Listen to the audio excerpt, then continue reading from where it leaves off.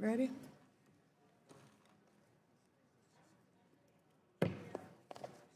The Subcommittee on Health, Employment and Labor and Pensions will come to order.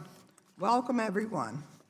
I note that a quorum is present, so I ask unanimous consent that Mrs. Schreier of Washington and Ms. Davis of California be permitted to participate in today's hearing, with the understanding that their questions will come only after all members of the Subcommittee on Health, Employment, Labor, and Pensions on both sides of the aisle who are present have had an opportunity to question the witnesses. Without objection, so ordered. The subcommittee is meeting today in a hearing to receive testimony on examining surprise billing, protecting patients from financial pain.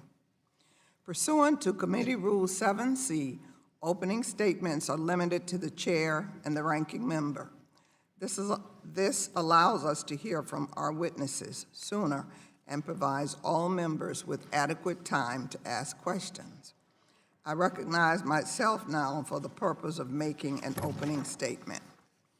We're here this morning to examine surprise medical billing, a serious issue that can disrupt, if not devastate, the lives of individuals and families.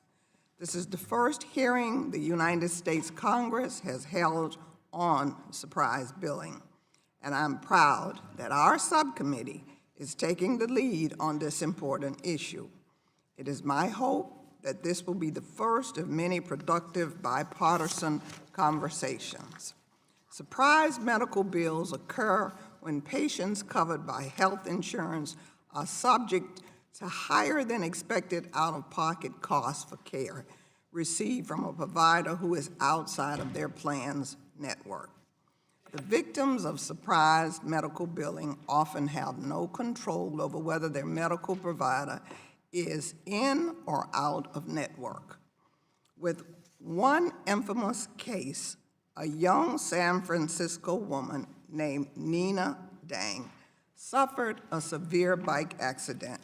She was barely lucid when a bystander called an ambulance and took her to an emergency room at a nearby hospital.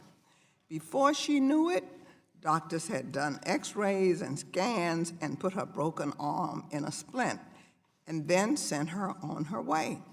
A few months later, Nina was hit with a $20,000 medical bill because the hospital, which she did not choose, was an out-of-network facility. But even patients who are able to take precautions to avoid out-of-network costs during a medical emergency are not immune from surprise bills. Scott Cohan suffered a violent attack one night in Austin, Texas. He woke up in an emergency room with a broken jaw, a throbbing headache, and staples in his head. Despite his shock and immense pain, Scott took out his phone and searched through his insurer's website to make sure he was laying in an in-network hospital bed. When he found out it was, he proceeded with the necessary jaw surgery. Imagine Scott's frustration and devastation when he received a surprise medical bill for nearly $8,000. It turned out that the emergency room was in his insurance network, but the oral surgeon who worked in the ER was not. These stories have been documented in details by Vox reporter Sarah Cliff. These are not isolated incidents. According to a survey, 57% of consumers report they have received an unexpected medical bill that they thought would be covered by their insurance. A separate survey found that 7 in 10 patients who have received unaffordable out-of-network medical bills were unaware that their provider was out of network at the time they received the services. This issue requires bold action to protect patients from the financial pain of surprise medical bills. States have taken steps forward by enacting innovative bipartisan billing laws New York, New Hampshire, Connecticut, New Jersey, Maryland, Illinois, Oregon, California, and my home state of Florida have all adopted strong reforms that protect consumers. Importantly, all of these solutions either hold patients harmless against charges or prohibit the practice of balance billing, where a patient is sent a bill for the difference between what insurance will pay and what the provider charges. We have also seen many states pioneering new ways to resolve billing disputes between providers and insurers in ways that, most importantly, take consumers out of the middle. These state-level solutions are promising, and witnesses today will be able to provide the subcommittee with details on how such efforts are working in states where they may be falling short. However, only Congress can fully close the gaps and loopholes that leave patients vulnerable to severe financial distress. Most Americans live in states that have not passed major reforms regarding surprise bills. And even in states that have enacted reforms, they are unable to regulate self-insured plans, which cover more than 60% of individuals in employer-sponsored coverage. Healthcare has not recently been an area of bipartisan consensus. Unfortunately, that has only been reaffirmed by the administration's actions last week to not defend in court the Affordable Care Act and its protections for people with pre-existing conditions. But I am hopeful that this is an opportunity for us to work together on behalf of our constituents. Surely we can all agree that a patient should not have to spend the last few minutes before emergency surgery researching whether everyone in the operating room is in network. And Dr. Rowe came over to me this morning and said, "I'm so glad that you're having this hearing." I'm grateful to the witnesses for their time and testimony here today, and I look forward to working with my colleagues and with stakeholders as we develop a solution to the challenge of surprise medical billing. Now, I want to recognize Ranking Member Wahlberg for the purpose of an opening statement. The esteemed Representative Wahlberg. I could get used to that, Madam Chairperson. Thank you. And thank you for this hearing. I think, along with Dr. Rowe and the rest of my subcommittee members, I think we concur that this is an issue we ought to be dealing with. And we shouldn't delay in considering options, even as we stand on this side of the aisle also very strongly supportive of taking care of pre-existing conditions as well. This certainly falls into that area. The high and rising cost of health care is a significant worry for families, workers, and employers across the country. Concerns about high premiums, high deductibles, and drug prices are known and well documented. But the issue of surprise billing has rapidly risen to the forefront of people's worries when it comes to health care. Surprise billing, sometimes called balance billing, happens when a patient visits an out-of-network care facility or even when they are at an in-network care facility but are seen by a doctor who is not in their network. The story of surprise billings may go something like this. A worker who's having trouble breathing visits an emergency room at a hospital in his or her health insurance network. While there, they receive an x-ray of their chest, and it's seen by a doctor who prescribes medicine to ease the strain on the lungs. Following the visit, he or she gets a high bill, for the trip to the emergency room. Even though the hospital was technically in network, the doctor who saw him was not, leaving him to pay for the cost of treatment. This understandably causes frustration for individuals who thought they did everything correct. It can also cause a high degree of uncertainty and stress for workers and families as they try to find the money to pay for the health care service they believed would be handled by their insurance.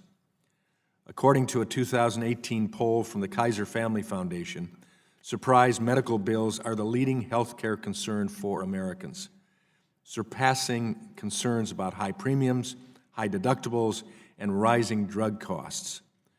39% of insured working-age adults reported they had received a surprise medical bill in the past year from a doctor, hospital, or lab that they thought was covered by their insurance. Of the 39% of individuals who received surprise medical bills, 50% owed more than $500. The fear of an unexpected medical bill can be paralyzing, and we don't want Americans foregoing care they need for fear that they'll end up responsible for medical expenses that they can't afford. We need solutions that equip patients with the information they need to confidently seek treatment without the worry they'll face a huge surprise bill. About 60% of workers, or 110 million individuals, are insured through employer-sponsored health care plans under the Employee Retirement Income Security Act, ERISA. Employer-provided coverage is important to workers around the country. Employers can custom design a health care plan best suited to their workers' needs, which helps them retain their workforce and also an important recruiting tool. I just had a conversation with an employer this morning, a major employer in Detroit, who, as a result of Opportunities Now, has looked for additional benefits that they can supply for their employee. A 2018 study from AHIP found that over 70% of workers are satisfied with their employer-sponsored coverage. 22 states have laws addressing surprise billing. However, under ERISA, self-insured employer-sponsored plans are only subject to federal rules and protections, and state rules and regulations on health insurance do not apply. Promoting public policy solutions that allow employers to continue offering high-quality health coverage is good for employers and employees alike. That's why we're here today, to listen and learn from a variety of stakeholders about different proposals to address this serious issue. With this in mind, we recognize that any potential federal policy solution to end the practice of surprise billing must preserve important ERISA protections and ensure that self-insured plans remain subject to federal law alone. Committee Republicans are committed to pursuing policies that lower costs, expand choice, and end surprise billing for insured individuals. Workers and families deserve certainty about their health care coverage, and I look forward to discussing how we can provide a better way forward for the American people. Thank you, and I yield back. Without objection, all other members who wish to insert written statements into the record may do so by submitting them to the committee electronically in Microsoft Word format by 5:00 p.m. on April 16, 2019. I will now introduce our witnesses.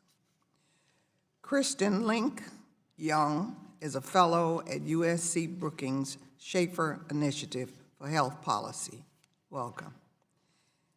Elise Schumann is a Senior Vice President for Health Policy at the American Benefits Council. Welcome. Frederick Esasi is the Executive Director of Families USA, a leading voice for healthcare consumers. Thank you.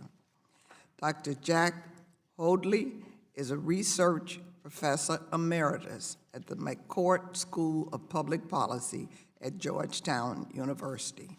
Welcome. We appreciate all of the witnesses for being here today and look forward to your testimony. Let me remind the witnesses that we have read your written statements and they will appear in full in the hearing record.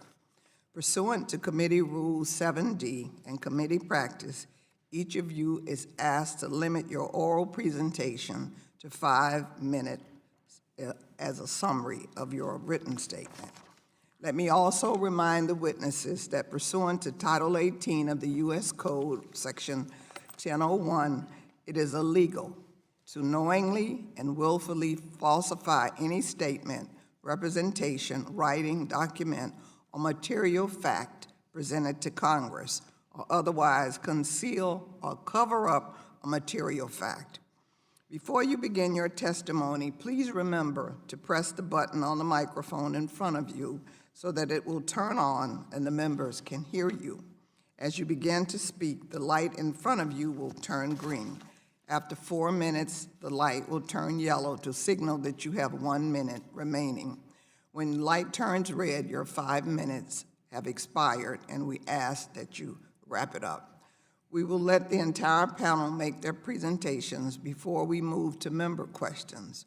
When answering a question, please remember to once again turn your microphone on. I will first recognize Ms. Young. Thank you. Chairwoman Wilson, Ranking Member Wahlberg, members of the subcommittee, thank you for the opportunity to testify today. I'm Kristen Link-Young, a fellow with the USC Brookings Schaefer Initiative for Health Policy. My testimony today is based on research conducted with a number of talented co-authors and reflects my personal views. Surprise out-of-network bills arise when a consumer receives care from an out-of-network provider in situations that they cannot reasonably control. One common example is an out-of-network anesthesiologist at an in-network hospital. But these bills can arise for many services: emergency department, pathology, and even neonatology. Situations like these, where a patient is treated by an out-of-network provider that she did not choose, are common.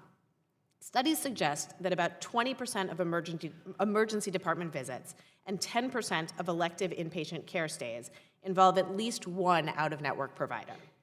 And about half of ambulance rides are out-of-network. The bills patients receive under these circumstances can be quite large. The existence of surprise bills and their large sizes reflect a market failure. For most types of physicians, joining insurance company networks is standard because many patients are not willing to bear higher out-of-network costs. But for types of physicians that patients do not choose, this logic doesn't apply. Emergency physicians and anesthesiologists receive a flow of patients based on individuals electing care at the hospital in which they practice, and that volume will be the same regardless of whether the physician is in or out of network. Because volume does not depend on prices set by providers in these no-choice specialties, going out of network frees them to bill patients at essentially any rate they choose. And as would be expected, we see that physician specialties that are able to bill out of network have an extraordinarily high charges compared to other doctors. For example, for most physician types, median out-of-network charges are about double what Medicare pays for the same service. But for anesthesiologists and emergency medicine physicians, charges are about 5 times greater than the equivalent Medicare payment. To be sure, many of these providers do still choose to join insurance networks. That may be because they find it distasteful to bill patients directly, or they prefer the ease of collecting from insurers. But when they do go in-network, they appear to receive some of the highest in-network rates in the healthcare industry. Whereas the in-network payment across many similar specialties averages about 125% of the Medicare payment rate for the service, the available data suggests that the average in-network rate for anesthesiologists and emergency medicine physicians is roughly 3 times the Medicare rate. One way to understand these very high in-network rates is that these physician types exploit the fact that they could remain out of network to demand very high payment rates when they do go in-network. Payment rates more than double what their peer physicians who cannot stay out of network receive. And the impact is felt broadly by consumers of healthcare. Sometimes out-of-network care generates an eye-popping surprise bill that ends up in the news. But in many other cases, the insurer agrees to pay the very high charge, and this, along with high in-network rates, drives up healthcare premiums for all of us. Policymakers who want to solve this problem need to correct the market failure and create an environment where these providers face a more typical set of incentives. There are 2 basic ways to approach the solution. The first is to establish an amount that these physicians will be paid when they deliver care out of network. Policymakers should establish the out-of-network price for the service, either directly or through arbitration, prohibit balance billing by the provider above this amount, and require that the insurer treat it as in-network. The goal is not to establish the exactly correct payment rate for the service, but rather to establish conditions that diminish the attractiveness of the out-of-network option and lead these providers to go in-network or work with hospitals to get paid a fair rate for the service. While there are a number of methods that can be used to establish the out-of-network price, it is critical that it not be set at a rate that is too high, either higher than now or that locks in the current distorted market, since that would drive up costs and frustrate the basic goal of restoring a market for these services. The second approach is to get these providers out of the business of billing directly to patients or issuers at all. Instead, they would be paid by the hospital or the facility in which they practice. Hospitals would negotiate with insurers for a rate that includes the services, and hospitals would pay the anesthesiologist or other facility-based providers. An alternative version would require that facility-based providers establish contracts with all insurers that are in-network for the facility. Before I close, I want to briefly highlight the work states are already doing. Many states have taken steps to correct the market failure by pursuing a diverse array of policies. But states are somewhat limited in their ability to act comprehensively by the threat of ERISA preemption, and they face challenging border state issues. Thank you. I look forward to your questions. Thank you, Ms. Young. We will now recognize Ms. Schuman. Chairwoman Wilson, Ranking Member Wahlberg, and distinguished subcommittee members, thank you for the opportunity to testify on behalf of the American Benefits Council about the growing problem of surprise medical billing. The Council applauds your willingness to examine and consider federal solutions to protect patients from the financial pain of these surprise medical bills. Collectively, our members directly sponsor or administer health benefits for virtually all Americans covered by employer-sponsored plans. Employers are deeply concerned about the burden that unexpected medical bills from out-of-network providers place on employers and their families. While a number of states have sought to address this problem, ERISA exempts self-insured plans from state insurance regulations to ensure that national employers can offer uniform health benefits to employees residing in different states. Accordingly, the problem of surprise billing cannot be left to the states to solve. Indeed, we view the effort to protect patients from surprise bills within the broader context of efforts to lower health care costs. A lack of meaningful patient choice between providers who participate in a plan's network and those who don't is the key component of surprise balance billing. In the case of emergency services provided at out-of-network facilities and air ambulance service, the patient simply needs the most expeditious stabilizing care. Even when patients seek care at an in-network hospital from in-network providers, patients generally lack a role in choosing ancillary but necessary physician like an anesthesiologist. On the day of surgery, is a patient really going to question the network status of the anesthesiologist? A study comparing physician charge to Medicare payment ratios across specialty sheds light on the drivers of surprise billing. Physician excess charge was higher for specialties in which patients have fewer opportunities to choose a physician or be informed of the physician's network status. For example, anesthesiologists were charging more than 5 times as high as the Medicare rate. The ability of such specialties to set billing rates in this environment serves as a powerful incentive to remain out of network, which in turn generates surprise balance bills. Clearly, this constitutes market failure, which necessitates legislative or regulatory intervention. Health plan networks play a critical role in employer efforts to lower the cost and improve the quality of health care for employees and their families. They're the best tool employers have to drive better health care value. Despite the efforts of employers to prevent unexpected balance billing or help employees faced with such a bill, the underlying problem continues. We urge Congress to develop legislation addressing surprise balance billing that protects patients without undermining access to high-quality, high-value networks. One council member company with 130,000 covered lives estimates that without networks, premiums would increase by approximately $8,000, a 45% increase. The council is also concerned that a requirement for payment by employer-sponsored plans to providers in excess of in-network rates or by reference to billed charges would discourage network participation and drive health care costs higher. Shifting the costs to payers merely masks the underlying problem of a distorted market. We also have concerns with federal legislation mandating binding arbitration. It would be costly, complex, and time-consuming for nationwide employers. If federal legislation does require the use of binding arbitration, policymakers should include sufficient protections to guard against increasing health care costs. We offer the following recommendations for federal legislation addressing the problem of surprise billing at its root and in a nationally uniform manner. The message I'm delivering is reflected in a letter sent to you from over 30 trade associations. Number one, protect patient from surprise medical bills. Number two, hospitals and physicians must provide upfront information about out-of-network care and cost. Number three, require certain reimbursement. To ensure equitable payment for services provided without discouraging network participation, federal legislation should establish a cap for emergency services at an out-of-network facility at 125% of the Medicare rate, which would be clear and facilitate competition. Legislation should also require all in-network providers, at an in-network facility, to accept in-network rates. When a plan contracts with a hospital, it stands to reason that all essential services performed at the hospital would be included in the network. Requiring in-network facilities to bundle medical services for covered procedures into a single payment could also help the problem if structured properly. Legislation must also address ambulance services.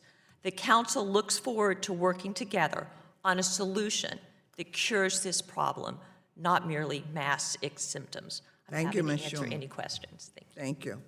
We will now recognize Mr. Isasi. Thank you very much, Chairwoman Wilson and Ranking Members Wahlberg and members of the subcommittee.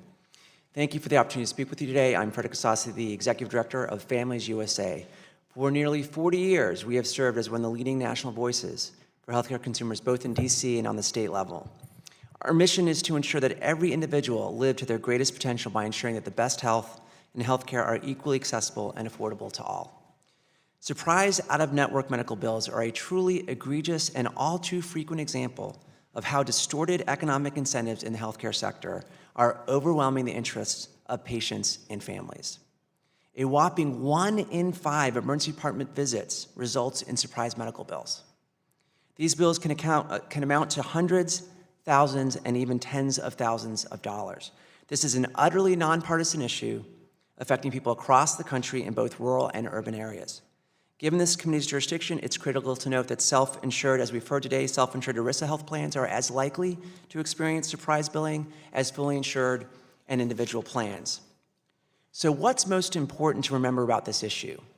We are talking about situations in which families, despite enrolling in health insurance, paying their premiums, doing their homework, and trying to work within the system, are being left with completely unanticipated and sometimes financially devastating health care bills. And this is happening in part, and I want to say this really clearly, because hospitals, doctors, and insurers are washing their hands of their patients' interest. Take, for example, one significant driver of this problem, the movement of hospitals to offload staffing requirements for their emergency departments to third-party management companies.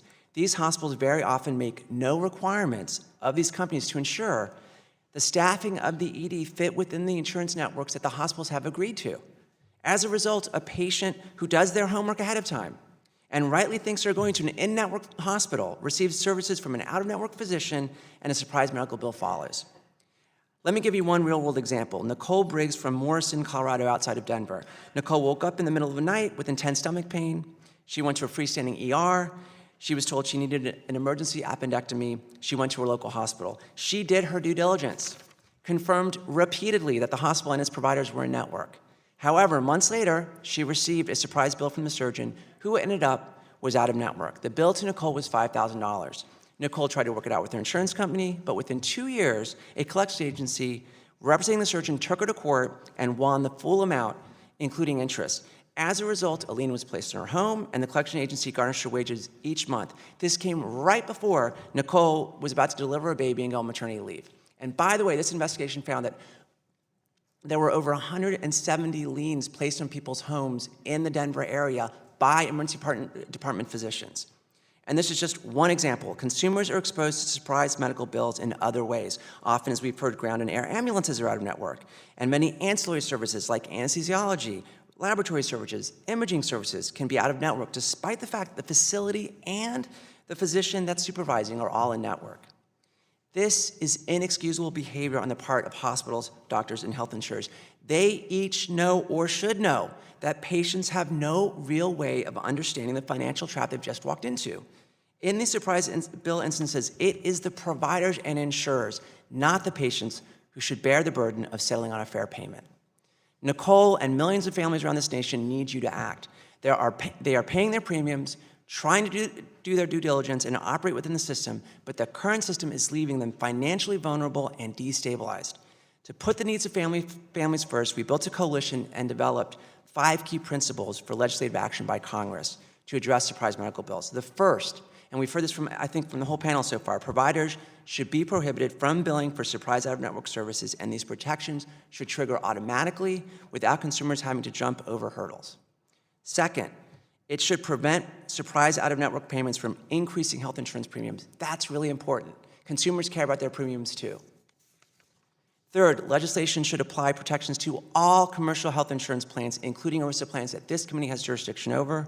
Fourth, protections should apply to all care settings and care types where families can receive out-of-network bills due to no fault of their own. And finally, we are very supportive of increased transparency in the healthcare sector. We fight for it all the time, but we underscore in this instance, increased transparency cannot be the only or main strategy to deal with this problem. So we're grateful for being able to testify to the subcommittee. I'd be very happy to talk about those principles more or answer any questions. Asasi. We will now recognize Dr. Hoadley. Thank you, Chairwoman Wilson, Ranking Member Wahlberg, and members of the subcommittee. I do appreciate the opportunity to share my perspectives about surprise medical bills. I'm Jack Hoadley. On the research faculty at Georgetown University, and I'm going to draw today on a 50-state study of state laws and regulatory activity that I've conducted along with my colleagues at Georgetown. We've also taken a more in-depth look at some of these particular state protections. As you've heard already today, patients often receive surprise medical bills when they have reason to assume they're being treated by network providers or when they have no real ability to select a network provider. Many Americans are worried that they may confront a surprise bill of this type, and it happens all too often, and you've heard the examples already. Our research shows that to date, 25 states have acted to protect consumers from surprise bills in at least some circumstances. 9 of these 25 meet our standards as offering what we consider to be comprehensive protection. For protections to be comprehensive, we look to, number one, whether they apply in both emergency situations and in in-network hospital settings, such as electing an in-network surgeon but being treated by another clinician who's out of network. Second, that these laws apply to both HMOs, PPOs, and all other types of insurance. Third, that the laws address both insurers by requiring them to hold consumers harmless from balance bills and providers by barring them from sending balance bills. And fourth, that the laws adopt some kind of a payment standard, either a rule to determine payment from insurer to provider or an arbitration process to resolve payment disputes. Although these 4 conditions don't guarantee complete protection for consumers, they combine to protect consumers in most emergency and network hospital settings that the states can address. But as you've already heard, state protections are limited by federal law ERISA, which exempts from state regulations self-insured employer-sponsored plans. Although many of the state laws have been in effect only a short time, we can learn some key lessons from the state experiences. First, it's critical to consider whether consumers are protected regardless of the type of provider. Some state laws limit their protections to hospital-based physicians, such as anesthesiologists or emergency department physicians, but consumers may also face surprise bills when treated by other specialists who are called in for their particular health needs, such as a neonatologist, a cardiologist, or a gastroenterologist. And some state laws do not offer protections when services are delivered in out-of-network hospitals, but only cover situations where you're in the in-network hospital but are treated by an out-of-network provider. In addition, most state laws have not addressed ground ambulance transportation, and states are prevented by the Federal Airline Deregulation Act from addressing air ambulance providers, so those are also gaps. Second, Some state laws apply only to HMO enrollees and not to PPO enrollees, and this limits the scope of consumers protected. But of course, the larger gap, as I've already mentioned, is the ERISA plans. New Jersey and New York have explored voluntary approaches for ERISA plans, but it's too early to tell if these will have any impact, and they are only voluntary steps. Third, some states have considered making protections contingent on whether consumers receive a disclosure about the possibility of surprise bills. And although disclosure is helpful for consumers, making protection contingent on those disclosures seems inadequate given the challenge that consumers already face in understanding the many disclosures they see at a medical encounter. You go into the medical system, you get a whole clipboard full of pieces of paper you're supposed to read and sign, and if this is just one more of those, it doesn't really help. Fourth, determining how to set a payment rate for the services delivered by a non-network provider may be the most challenging issue, as we've already heard some comments on. Some states set a payment standard for what the insurer must pay, but states differ in whether to base the standard on Medicare rates, on average network rates, or on provider charges. And there are advantages and disadvantages to each of these. For example, basing payment on provider charges will tend to drive up costs. Other states have elected an arbitration process to determine a reasonable reimbursement for a particular case. Arbitration is typically designed in a way that encourages providers and insurers to reach a voluntary agreement and leave the arbitration as a last resort. And the last lesson is the challenge of enforcement.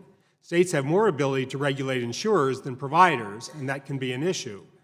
But the key is to avoid placing the onus on the consumer to protest a surprise bill. Although states are making progress in protecting consumers from surprise medical bills, they're looking to the federal government to address the self-insured ERISA arrangements they cannot regulate. Federal legislation would also help consumers in the many states that have not yet acted. In addition, state officials have noted that a federal law could help when a state resident receives care across the border in another state. But questions remain on what role states should continue to play if there is a federal law. For example, does that federal law defer to existing state laws or leave a role for states to adapt rules to local market environments? The key unifying principle for states has been that consumers should not be liable for surprise medical bills in these circumstances we're talking about. Protecting consumers in these situations will offer them some relief from worry about health costs. Thank you. Thank you. Thank you, Dr. Hoadley. We will now proceed to member questions. Under Committee Rule 8A, we will now question witnesses under the 5-minute rule. I will now yield myself 5 minutes. First of all, let me thank you for the very interesting testimony. When we talk about surprise billing, it seems that a fundamental problem facing consumers is they often have no way of knowing whether their provider is in the plan's network. And it is unclear to me who has the burden of making sure that the consumers have the information they need in order to make an informed decision. So I'm going to ask Mr. Isasi, under current law, who is responsible for making sure that a doctor or hospital is in network? Is it the doctor, the insurance company, or the patient themselves? Chairwoman Wilson, thank you for the question. To be very clear, it is the patient themselves that has that responsibility. And these negotiations are very complex. These are some of the most important and intense negotiations in the healthcare sector between a payer and a provider. There is absolutely no visibility for a consumer to understand what's going on there. And so the notion that a consumer would walk into an emergency department and know, for example, that their doctor was out of network because that hospital could not reach agreement on an in-network provider for the ED is absurd. Right? There's no way they would ever know that. And similarly, if you walk in and you receive surgery and it turns out your anesthesiologist isn't in network, there's no way for the consumer to know that. And I'd like to say there's some discussion about transparency and creating, sort of provider directories. We've tried to do that in many instances. And what we know is that right now the healthcare sector has no real way to provide real actionable insight to consumers about who's in network, who's out of network. I would posit probably everybody in this room has tried at some point to figure out if a doctor's in network and out of network, and as we know, that system doesn't work. So this idea that consumers can do research and find out what's happened behind the scenes in these very intensive negotiations is absurd, and it doesn't work. Okay, let me follow up. The burden in non-emergency situations is also significant. Would any of the witnesses like to comment on this issue? In elective procedures, do patients always know the name of all of the doctors who could potentially be sending them a bill later? Anyone? I'd be happy to talk about that. And the answer, again, is no.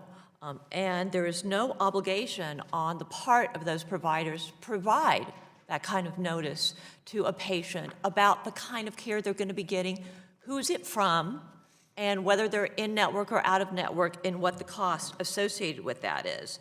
Therefore, I do think that rules requiring some disclosure up front at the time of scheduling, when you can actually make a difference, would be helpful. But as the other witnesses pointed out here, increased notice and transparency is only part of the problem. But even if a patient is able to determine the name of every doctor that will see them, I worry that not all of the information they're given about their network is accurate. Dr. Hoadley and or Mr. Asasi, would you comment on the accuracy of provider directories? What happens if a consumer relies in good faith on inaccurate information about their plan's network? Because it changes. Yeah, that's a really good point. Provider directories can be notoriously inaccurate. One of the things that, even if they are accurate, that I've seen in my own family is you may be enrolled in Blue Cross, you ask your physician, are they participating in Blue Cross? They say yes, but it turns out Blue Cross has a variety of different networks. This would be true of any insurance company. And so, you may be in this one particular flavor of the Blue Cross plan, and your provider may not participate in that particular network. So it's a very complex issue, and some of the states have tried to link protections for balanced billing with some of the issues around adequate networks and adequate provider directories. Okay, this Ms. Young, why is it important providing an appropriate federal payment standard, whether by establishing a benchmark or creating a dispute resolution process? Why is that necessary to address this problem of surprise billing? Absolutely. So as my co-panelists have talked about, notice isn't enough here. Even if a consumer had perfect information, which is not a reasonable expectation, but even if they did have perfect information, they can't do anything with that information. They can't go across town to get their anesthesia and then come back to the hospital. They're even with perfect information, they may be treated by out-of-network providers, and so we need to set a standard that limits how much providers can be paid in these out-of-network scenarios, that makes it sort of less attractive for providers to remain out-of-network, and so instead they are subject to more normal market conditions. Thank you so much. I now recognize Ranking Member Wahlberg for his round of questions. Thank you, Madam Chairwoman, and thank you for the panel for being here. Ms. Schuman,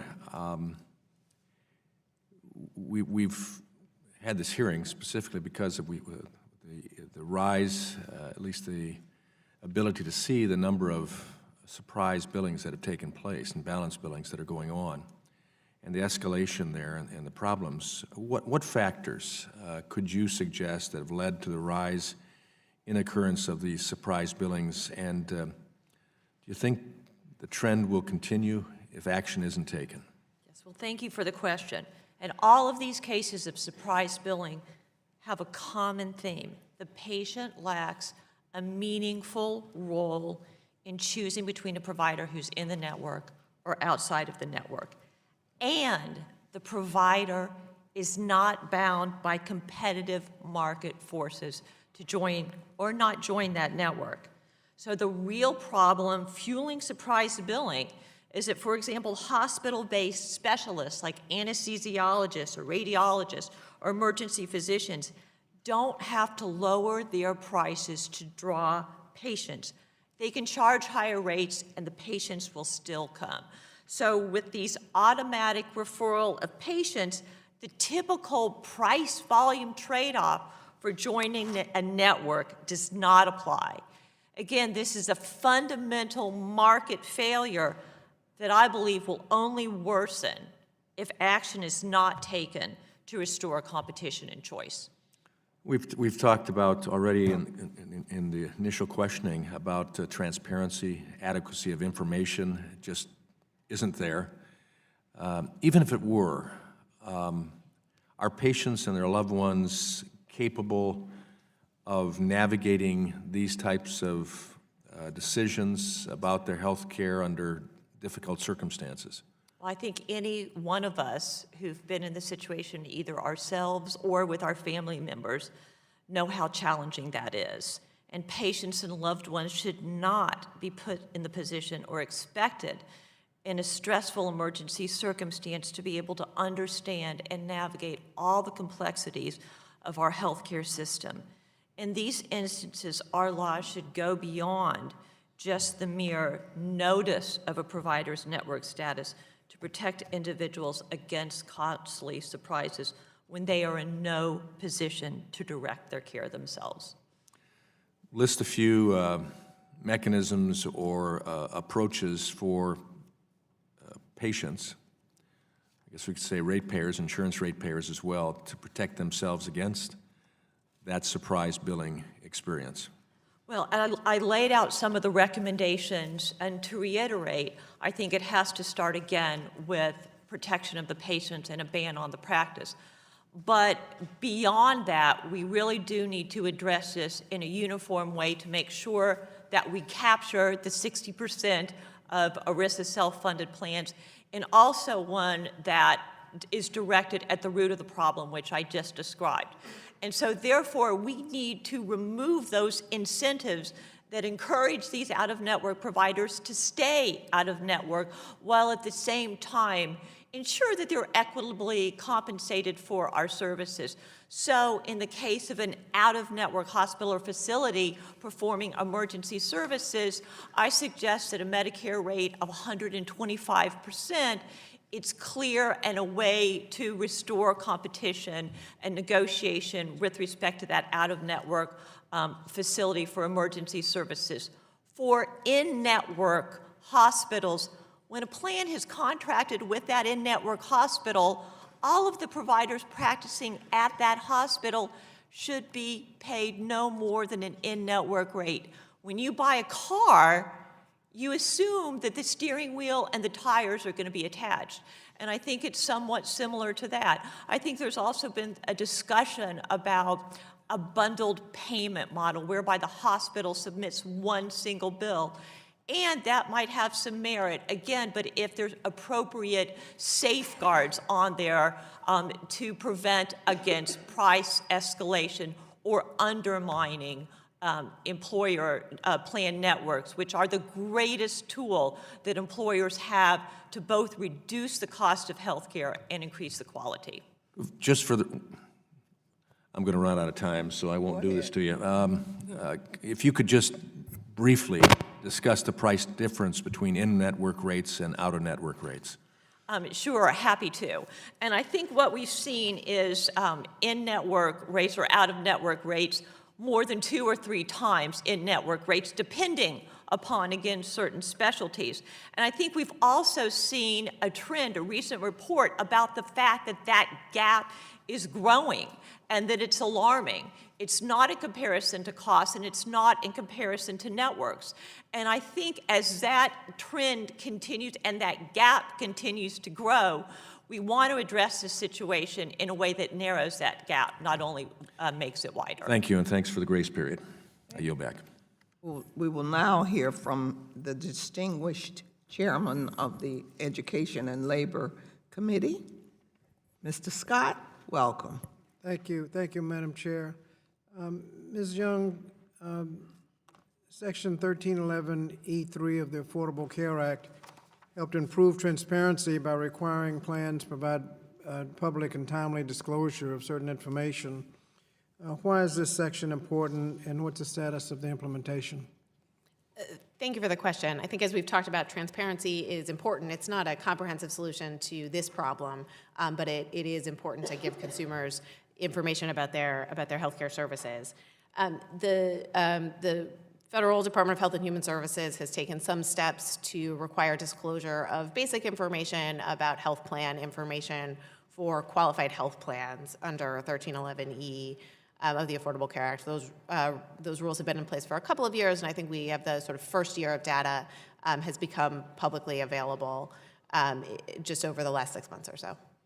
How useful is that information, and is the Department of Labor doing its job under the provisions of the Act?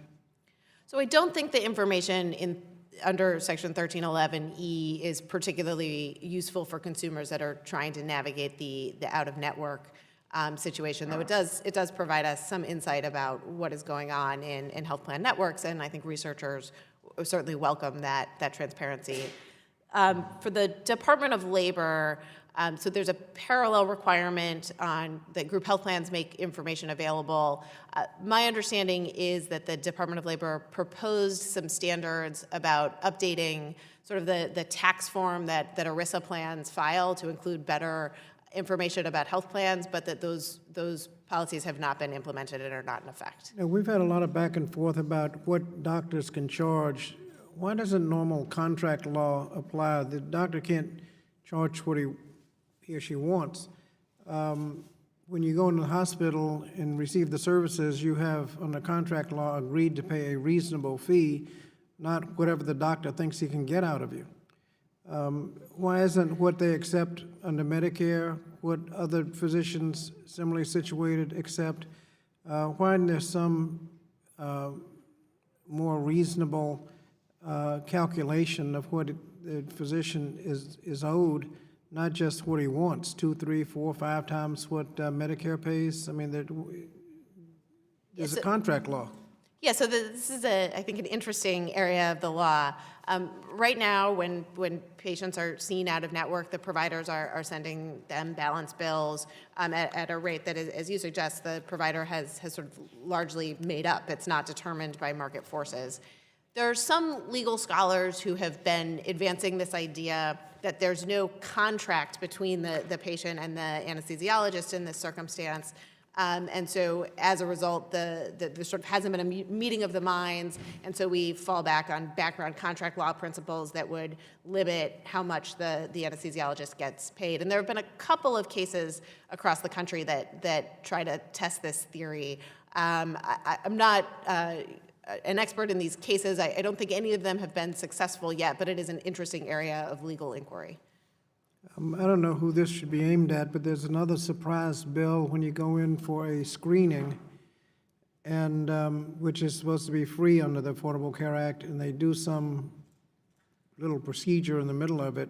It converts the whole thing into a treatment, which is not free under the Affordable Care Act. Is that not a surprise, in addition to the other surprises we're getting? So I can talk a little bit about that issue. As you note, it's not the same problem as the surprise balance billing that we've been talking about, but consumers who are receiving free preventive care under the Affordable Care Act an example is a colonoscopy, where the individual sort of starts with a screening colonoscopy and ends up getting a biopsy or a polyp removal.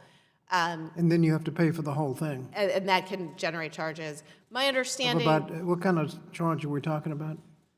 It will depend on the procedure, but it can be fairly expensive it's an invasive outpatient procedure, so it can be expensive. The Department of Labor, HHS, and Treasury have issued guidance that tries to limit that practice for colonoscopies performed in employer coverage, but my understanding is this is still a problem in the Medicare context. Anybody else want to comment on that? I would simply note that, it's an example of a broader issue that is what we're talking about here, which is a lot of situations, you go in for one particular procedure, you're doing an elective procedure, but something else arises. So you might be going in for your knee replacement, but something happens while you're in the middle of that surgery, and your heart's not doing the right thing, so they bring in a consulting cardiologist. And that could turn out to be one of these out-of-network situations. So, healthcare is not so predictable. We can't assume that simply because you went in to do X, a screening colonoscopy, a knee replacement, that isn't going to trigger some other problem. And then that's part of what we're trying to address in these issues.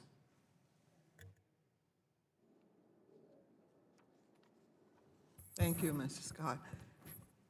Dr. Rowe? Thank the chair, and I want to thank the chair for having this very important hearing and all the members for being here. And Dr. Hodley, I was reading your, what's a surprise medical bill? Is any bill sent by a medical provider to a patient for an amount larger than expected. I think all the bills I ever sent to patients thought they were larger than they expected, so probably applies to everything. I really appreciate you being here, and Ms. Sherman, you make a point about a car. The difference in healthcare, though, is you go down to your car dealer and you buy a car. He doesn't have to send you out without a car unless you pay for it. There's a law passed, and as it should have been, in 1986 called EMTALA. You're very familiar with it. And we have to cover anyone who comes into an emergency room that sees a Medicare patient, as we should. I'm an obstetrician by training, and I've done that many, many times before. And so what happens to us on the provider side is that we have to provide those services as we should, regardless of your ability to pay. So we have that restriction on us, as we should in the hospital.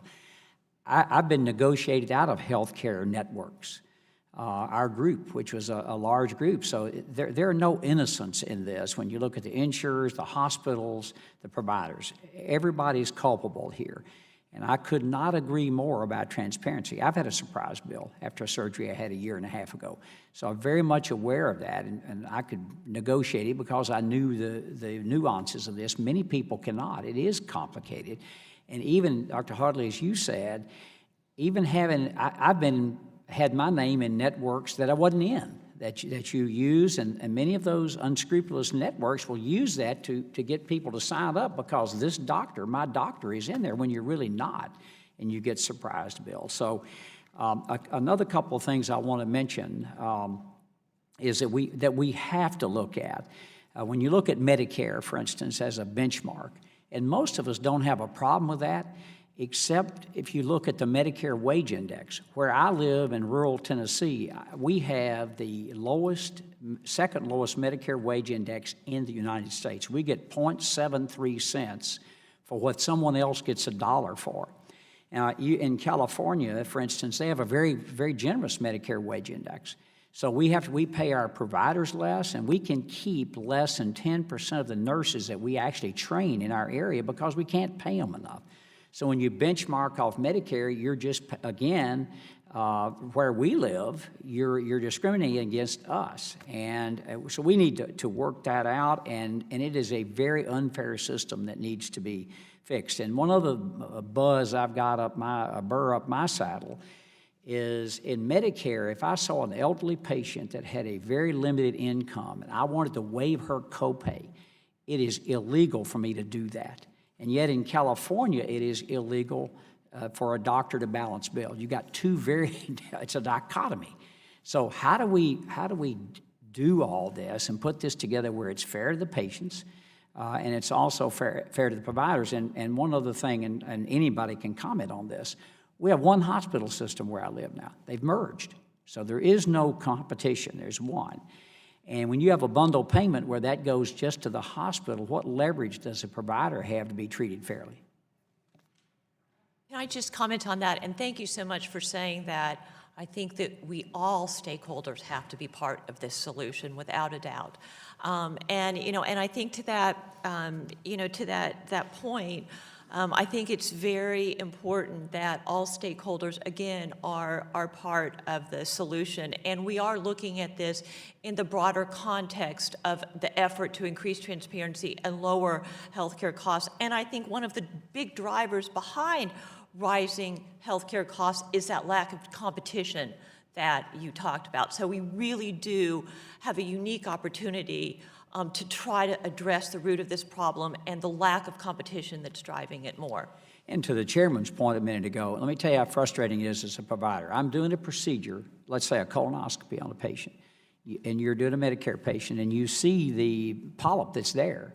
If you take it out, that's a second. I mean, are you going to stop and bring that patient back? Well, I think that's awful to have a patient go through all of that again. And so, as I said, there are no innocents here.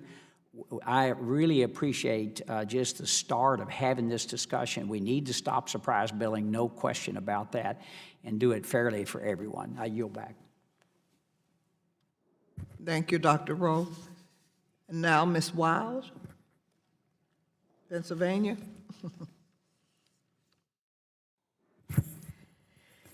Thank you, Madam Chairwoman. Thank you all for being here. I'm somewhat gratified by the fact that it seems that we have bipartisan consensus that the surprise billing really is a genuine problem and that patients are the ones who really are the losers in the system. I'm struck by the fact that we all seem to be wanting a solution to this problem. But the solutions that I'm hearing don't really sound very workable in the context of our present medical system. And that's where I really struggle to understand how we are going to fix this. Ms. Schumann made the comment that all stakeholders have to be a part of this, and I agree with you. The problem is that the ultimate stakeholder is the patient, and the patient has no part in this in terms of negotiation or even understanding the complexity of the insurance market and who may be in network or out of network.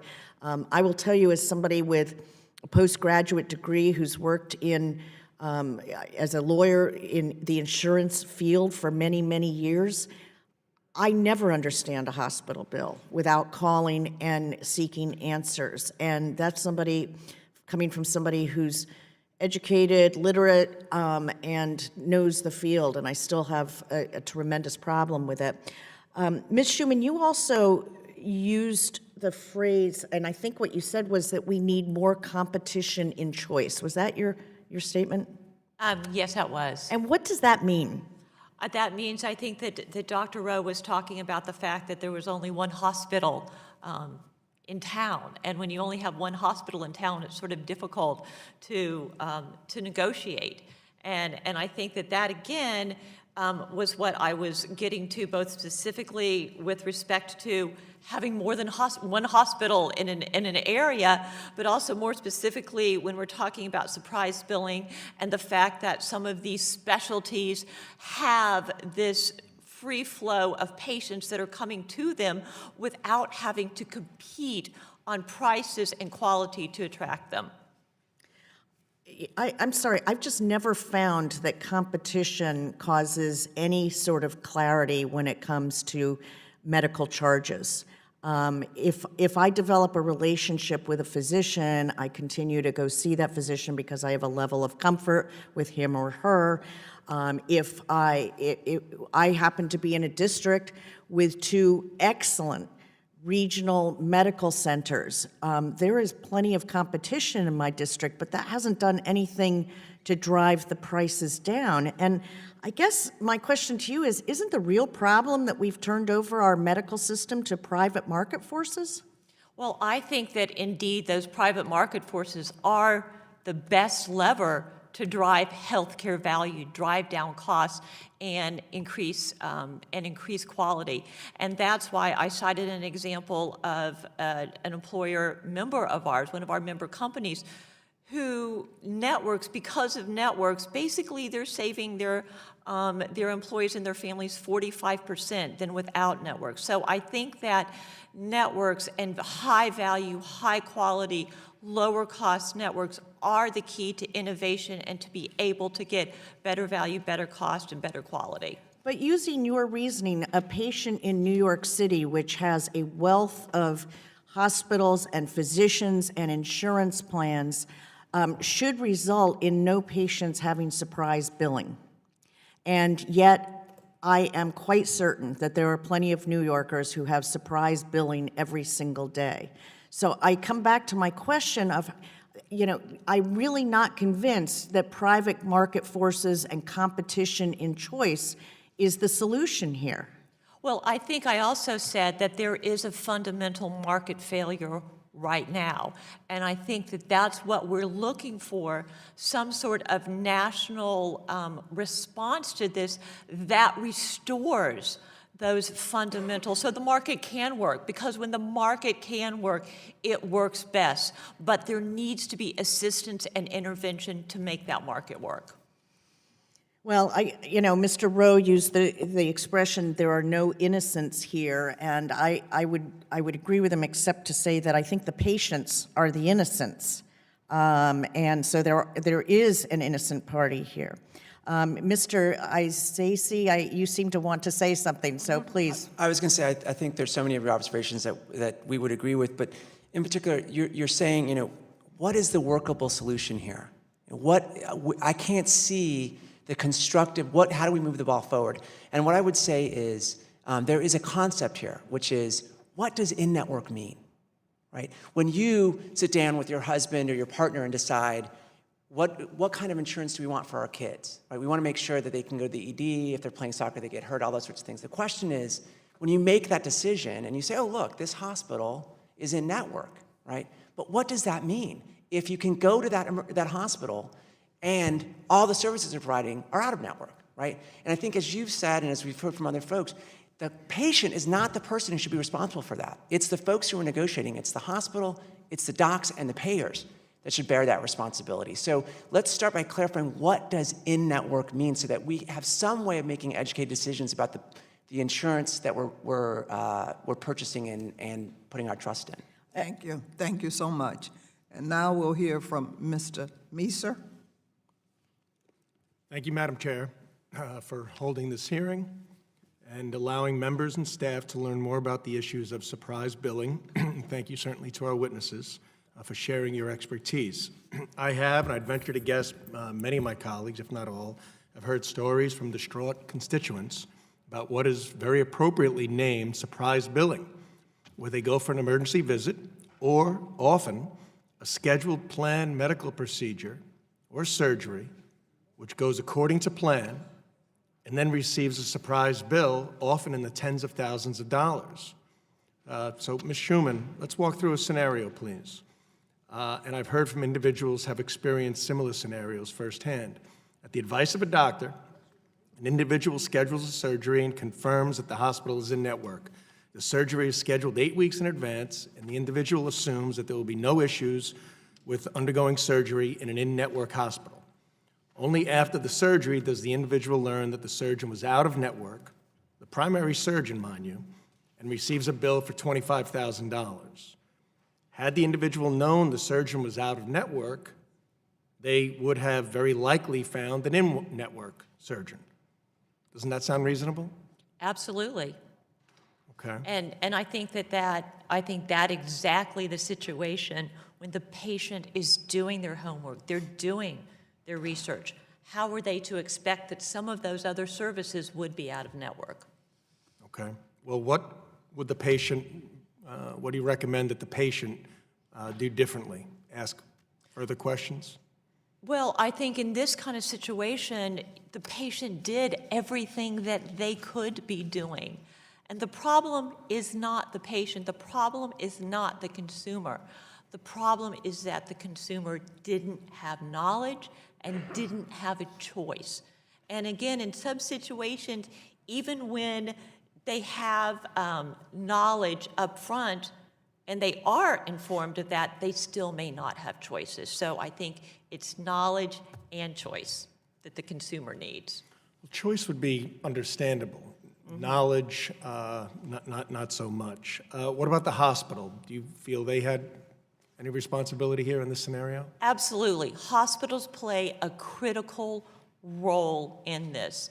When you go to a hospital, again, they have the leverage, they have the ability to negotiate with those physicians that are practicing in their hospital.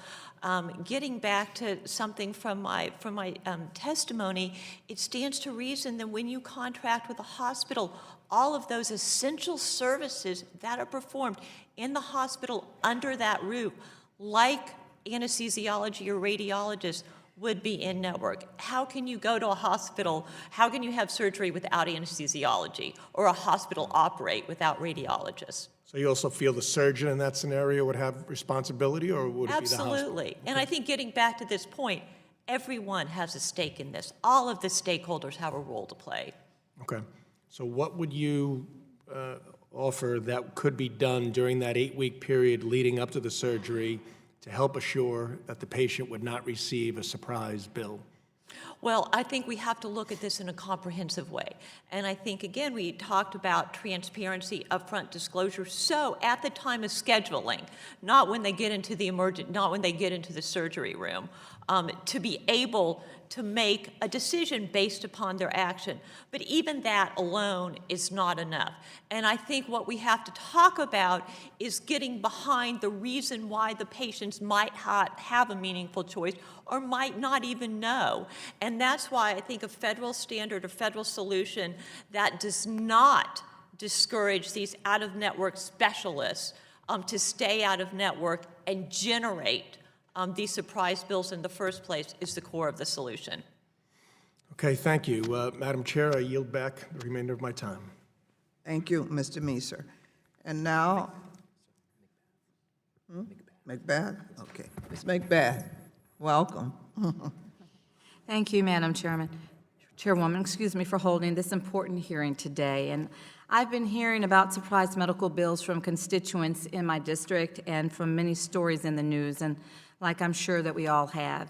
The recent statistics have been alarming, to say the least. I will tell you, I'm a 2-time breast cancer survivor.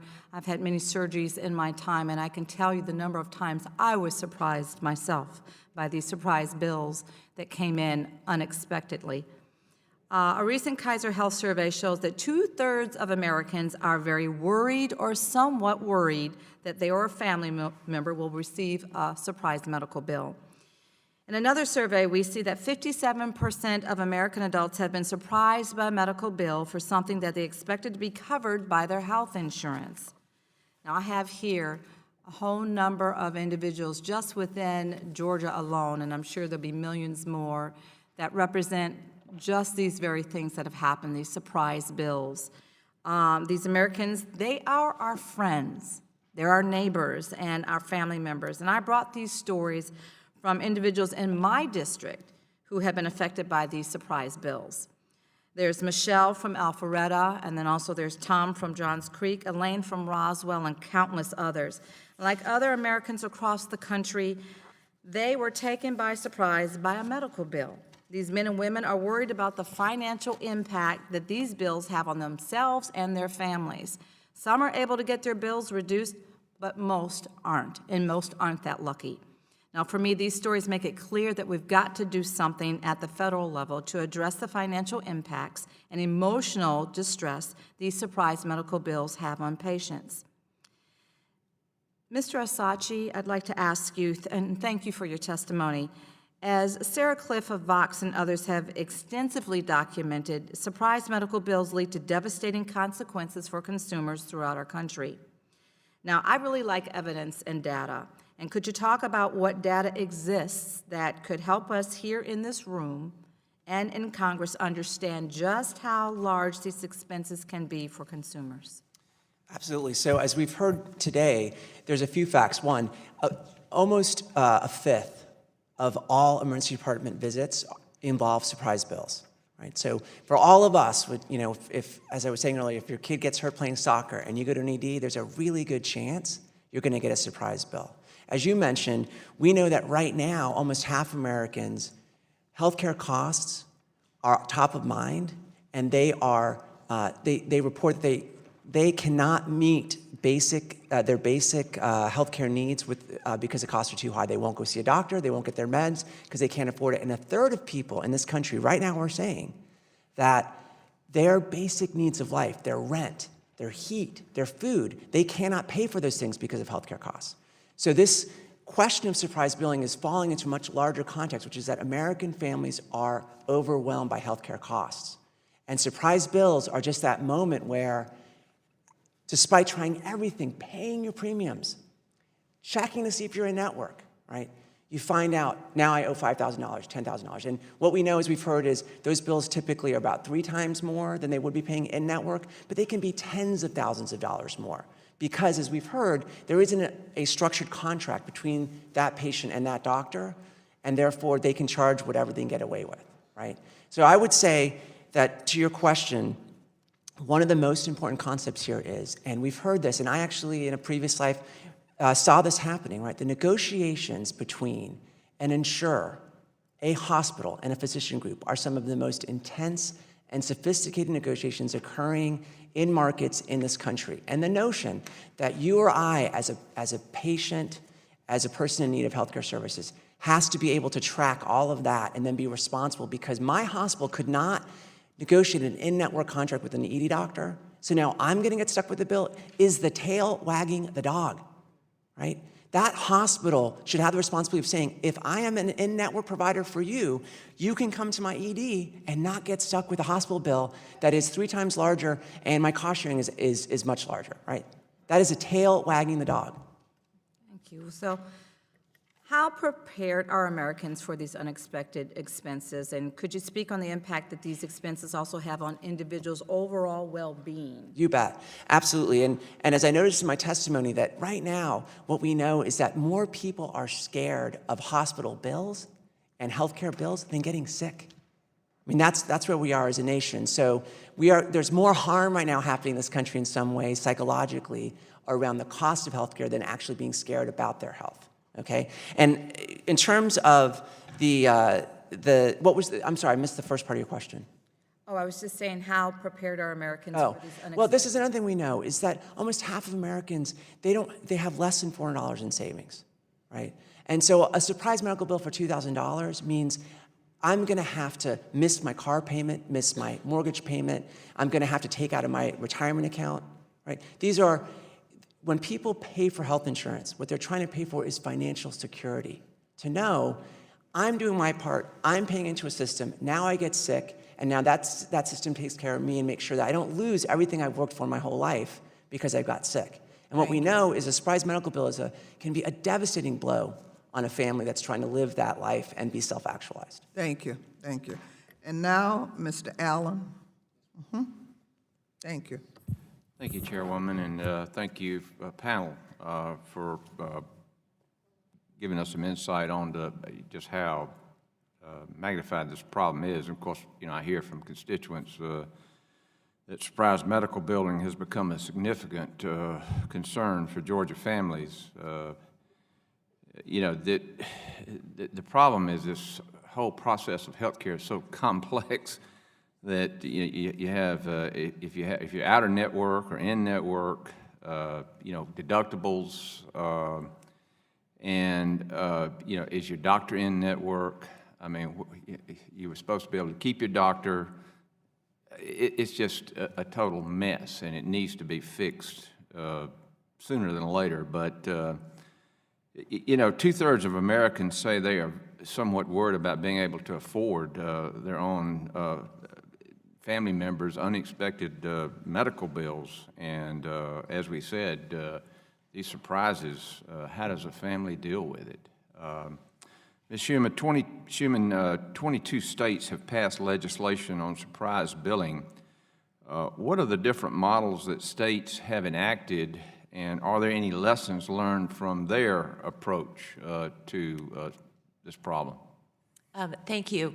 Yes, a number of states have acted to address surprise billing in a number of circumstances, some of which we've discussed here, ranging from purely protecting the patient to requiring, for example, binding arbitration between the payer and provider to resolve that dispute, or in some cases, California, for example, setting a reimbursement that's the greater of 125% of Medicare or the average in-network rate. There are some lessons to be learned from that, but they are limited. They're limited by time and scope. By time, because, for example, the California law just became effective at the beginning of this year, so we really don't know the impact that's having. But I think more critically, they're limited in terms of scope because they don't cover ERISA self-funded plans, 60% of employer-sponsored coverage. So we don't necessarily know if those same lessons would apply on a national level. And I do want to say, just with respect to Texas, there could be some important lessons there with respect to a binding arbitration or dispute resolution process in terms of a backlog of cases in the Texas system to try to address this through through dispute resolution. They have changed the law, but again, I think we need to be careful of that if we're thinking about employing that on a nationwide level. Well, certainly, we need to look at these models and see what we need to do at the federal level, because and the other problem is healthcare costs are just accelerating like nobody's ever seen in the country. We've heard a lot about the role of patients and providers and employers in finding a solution for surprise billing. Should hospitals also have a role in addressing surprise billing? In other words, should the hospital know that, hey, you're going to get a bill from, this group or that group? I mean, it looks like full disclosure should be on the agenda here. Absolutely. Hospitals play a critical role in this. The hospitals are the one with these hospital-based physicians. Oftentimes, those specialties that are integral to being able to operate that hospital and treat patients are not employed by the hospital. They're not in that hospital network. And that leverage, that relationship between the hospital and the physicians that are practicing at that hospital is key and I think fundamental to addressing this problem in a way that works. We've got about a minute. Many of the patients that receive surprise bills are covered through employer-sponsored plans. What are employers doing? And of course, the business community is trying their best to address this accelerating cost of health care. What are they doing to provide more information and transparency for their employees to help avoid these situations? Well, thank you so much for that question. And this is a deep concern for employers. And council member companies are taking steps to limit the incidence of surprise billing in the first place through, for example, enhanced communications to their employees about the potential for balance bills, and also provide assistance to their employees who do receive a balance bill in the form of contracting with other entities to try to negotiate that down or providing some sort of legal defense funds. But despite these efforts of employer, the problems still persist. Yes. Well, thank you so much, and I yield back. Thank you. Ms. Underwood? Thank you, Madam Chair. Thank you for holding this really important hearing today. And I'd like to thank our panelists for being here and for your really comprehensive written testimony. I've enjoyed reading through your comments. Like many of us, people in my community in Illinois have experienced surprise billing, and I frequently hear from constituents about their struggles to afford health care, even health care more broadly, when I'm home. And so, according to the Healthcare Cost Institute, in my home state of Illinois, about 15% of in-network hospital admissions resulted in at least one out-of-network claim in 2016. And so my questions are for you, Dr. Hoadley. I'm proud that Illinois has taken a leading role in addressing this issue by enacting consumer protections that you described as comprehensive in your research. Given your expertise on these state approaches, I was interested in getting your perspective on how effectively Illinois has addressed this issue. So first, what are some of the strengths of the Illinois law in terms of its scope and protections for consumers? Well, certainly one of the strengths of its law is that it does apply to a broad variety of circumstances. They regulate both the HMO environment, the PPO environment, so regardless of the type of insurance. They address both situations that arise in emergencies as well as those that arise in more elective procedures, as we've heard talked about, some of the circumstances where you go in to get a particular elective surgical procedure but might encounter an out-of-network anesthesiologist. So Illinois does have a good law in place. Great. And so how does the Illinois law resolve disputes between the providers and insurers? So what they really look to is to try to get the provider and the insurer to negotiate a private amount. There is a dispute resolution option in Illinois. When we last talked to the folks in Illinois, they said that had not actually been invoked. So it was there perhaps as a backstop, but for the most part, things got resolved privately. They did have some concern when we talked to the Illinois officials that there may be instances where consumers get bills sent to them, aren't aware that they don't need to pay them, so don't start the process. And that goes to this sort of point of how do you really make sure it's not the consumer's responsibility to figure out that, oh, by law, I don't actually have to pay this bill. Now what do I do to make sure that happens? If you don't know that, that doesn't really help you. And so what some other states like California has done is to include a provision that says the provider really can't send a bill, and if they do end up sending a bill and the consumer pays it, there's an obligation on that provider to refund the amount that was paid back to the consumer, and that's something we haven't seen in some of the other states. That's interesting, thank you. As we look to develop this comprehensive federal solution, what lessons do you think we can learn from how Illinois has tackled the issue? So certainly, trying to do something that's comprehensive is an important part. I think one thing that is also somewhat of a limitation in the Illinois law is that in the non-emergency situations, it limits the protections to a certain specified list of provider types. So, it does cover the emergency room docs, the most common ones that come up, the anesthesiology, the radiologist, and so forth. But it doesn't necessarily address an issue when there's a consulting cardiologist that's called into your case. Or where maybe an orthopedist is called in because you came in with some situation that involved a bone injury.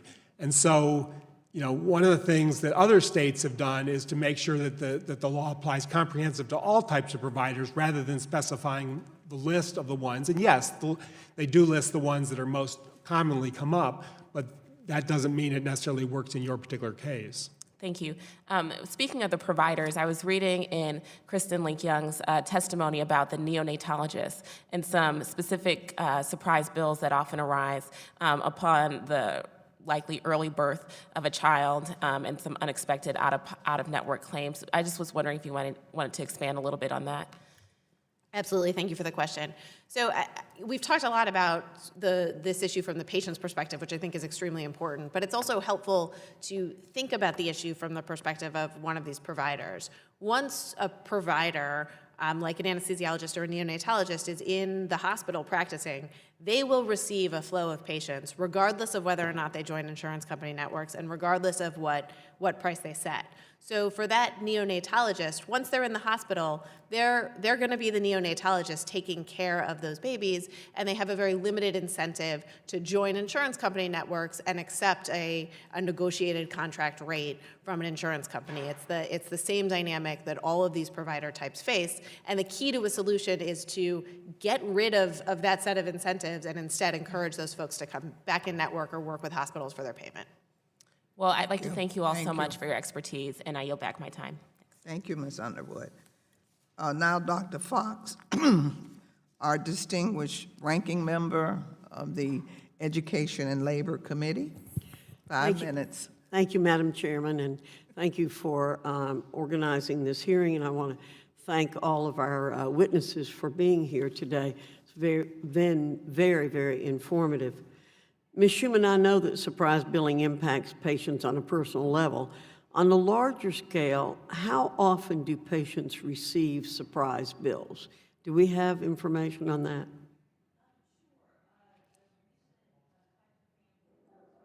that? Kaiser Family Foundation of Medical Debt found that among individuals who faced out-of-network bills that they could not afford, nearly 7 in 10 of those didn't even know the provider was out of network at the time they received care, hence the surprise. Another analysis of medical bills from large employer plans found that nearly 1 in 5 inpatient admissions included a claim from an out-of-network provider that could result in a surprise bill. Even when enrollees choose in-network facilities, 15% of inpatient admissions include a bill from an out-of-network provider, such as an anesthesiologist. So does the percentage change based on whether the patient is receiving emergency care? Do we have information about that? Yes, and for inpatient admissions that include an emergency claim, they're much more likely, 27%, to include a claim from an out-of-network provider that admissions without an emergency room claim 15%. That's the case whether or not enrollees use an in-network or out-of-network facility. All right, what about when ambulances are provided? Well, for ambulance services, the figures are even more alarming for patients in the most dire of circumstances. As Ms. Young's testimony notes, among people with employer-sponsored health plans, 51% of all ambulance cases involved out-of-network ambulances. And according to a recent GAO analysis of air ambulance transports of privately insured patients, 69% were out-of-network. Okay. So let's talk a little bit about what happens after a patient receives a surprise bill. Are patients able to successfully negotiate down the amount? Professor Hoadley alluded to this in his comments recently, but are they able to negotiate down the amount, or are they forced to pay the entire bill? Well, generally, a patient does not have much recourse after he or she receives a balanced bill. And that's because state laws generally hold individuals liable for the costs of goods and services received, not just with consumers' goods, but for medical care and that as well. And to that end, providers generally have individuals sign a contract prior to service indicating that they agree to be responsible for all billed charges. And it's these contracts and the related state laws that providers use as the basis for balance billing.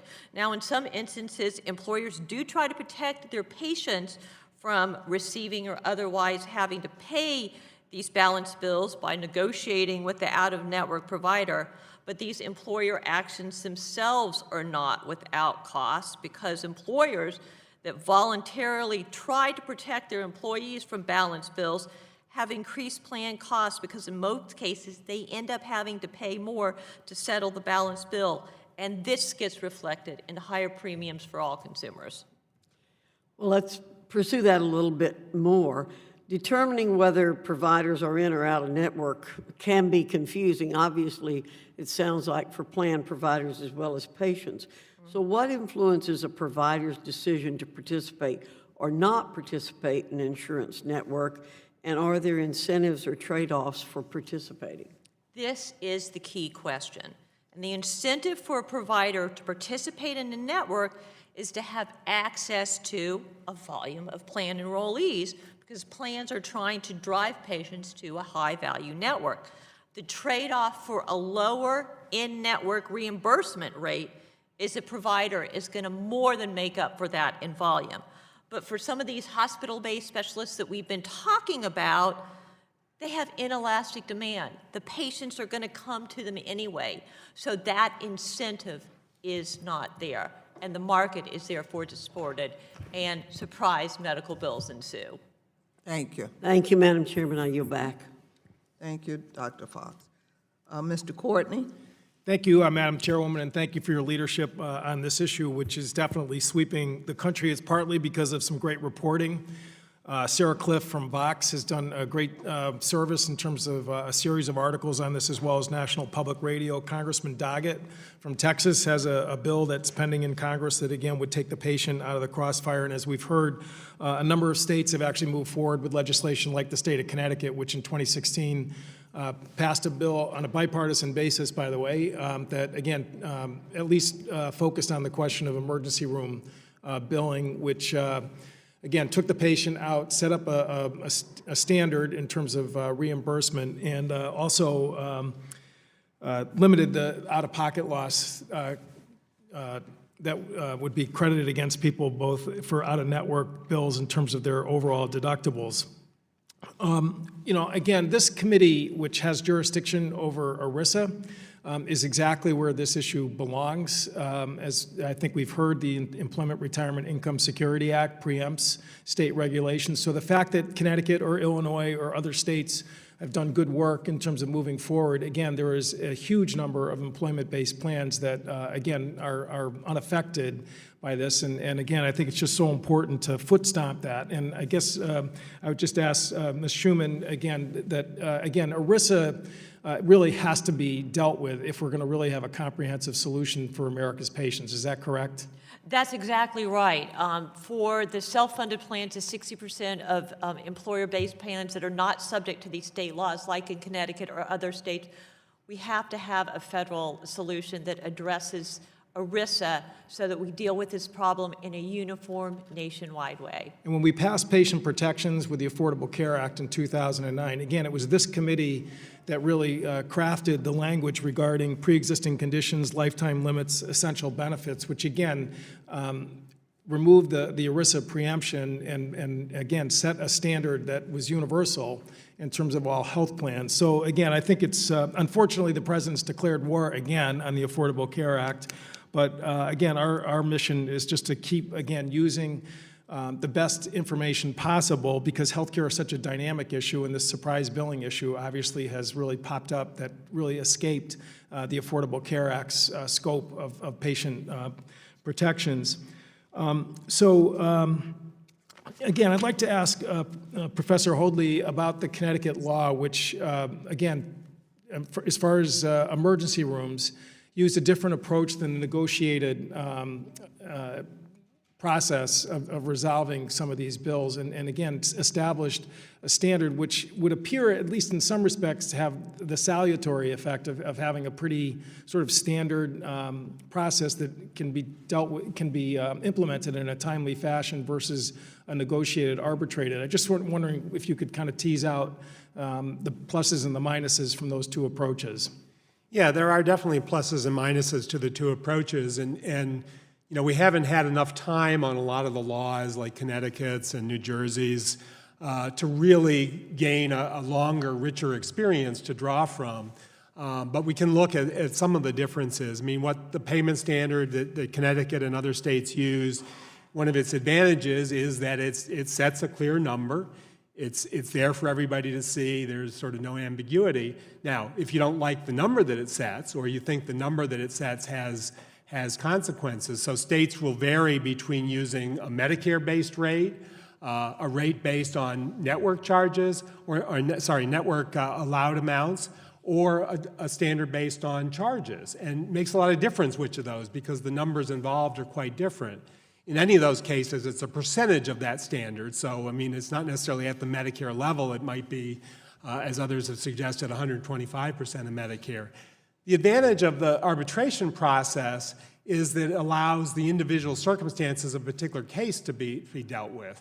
Most states that have used an arbitration process have set it up in a way that really views it as something as kind of a last resort, not something that's going to be used on case after case. And so a combination of when they do adjudicate cases and make a decision, those amounts become part of public information, and so they can be a lesson to others. But simply the fact that there's a potential way to solve a number if you can't get to a resolution actually does create the incentive for the parties to get together and resolve it on their own. They want to avoid the cost of going to that process. So there really are some merits and disadvantages on both of those approaches. Hopefully we'll move swiftly and make a choice, and because again, this is an issue that can't wait. With that, I yield back, Madam Chairwoman. Thank you, Mr. Courtney. Mr. Taylor? Thank you, Madam Chair. And I'll just note, particularly for the Chairwoman, that I consistently voted in the state legislature to address this particular issue on a bipartisan basis in my time in Texas. And it's certainly an issue that we as state legislators in Texas saw as a problem and addressed. Of course, most Americans, over half of Americans are on ERISA plans. So we're talking about the big plan, right? This is really where the show is from a policy point of view. And so one of the questions I had, Ms. Sherman, is just what is, and let me just reiterate, it is so important that we solve this problem.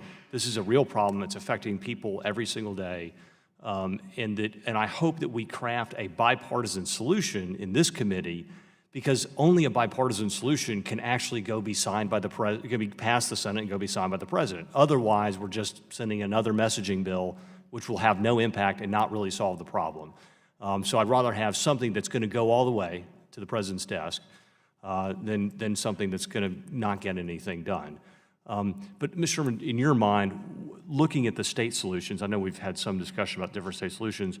What have they done that, in your mind, is a model for us that you think could be supported by Republicans and Democrats, get through the Senate, and be signed by the president? Well, thank you so much. And I think there are some lessons to be learned, and maybe drawing from different states and taking pieces of different state legislation. The California state legislation that we've talked about does include a component of capping reimbursement at 125% of Medicare or the in-network rate as a way to, again, cap reimbursement so as not to undermine network participation. Other states that have adopted an arbitration model. So that's an acceptable solution for you, 125%? Well, I think because your original testimony, I thought you were saying we shouldn't set prices. Well, but it sounds like you are saying I think there's two. I think our recommendation is twofold, and deals with the situation of an out-of-network emergency facility for emergency services different than for an in-network hospital. Okay. For emergency services at an out-of-network facility, that means a hospital didn't even contract with the plan, emergency services, that's what I would suggest, that capping it at 125% of Medicare is a reasonable way of approaching that and to foster some sort of equitable competition. With respect to an in-network hospital, that in-network hospital should ensure that providers practicing at that hospital would pay an in-network rate. So the Medicare reimbursement structure is only that I recommended is only with respect to the out-of-network emergency. Otherwise, you go to a hospital, an in-network hospital, in-network rate, contracted rate.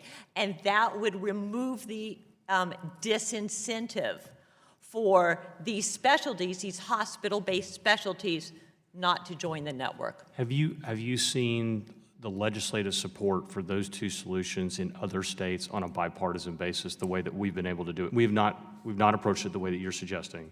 But what we did in Texas was bipartisan. I mean, everybody voted for it. Or pretty much everybody voted for it. So it was something that we could all agree on. And again, I want to solve this problem here at this level. And so my question to you is that something that you've seen, there's a lot of bipartisan support for it, or did that get kind of caught up in a lot of partisan politics? We are crafting solutions right here. We're looking at the problem. We're looking at states like Texas, California.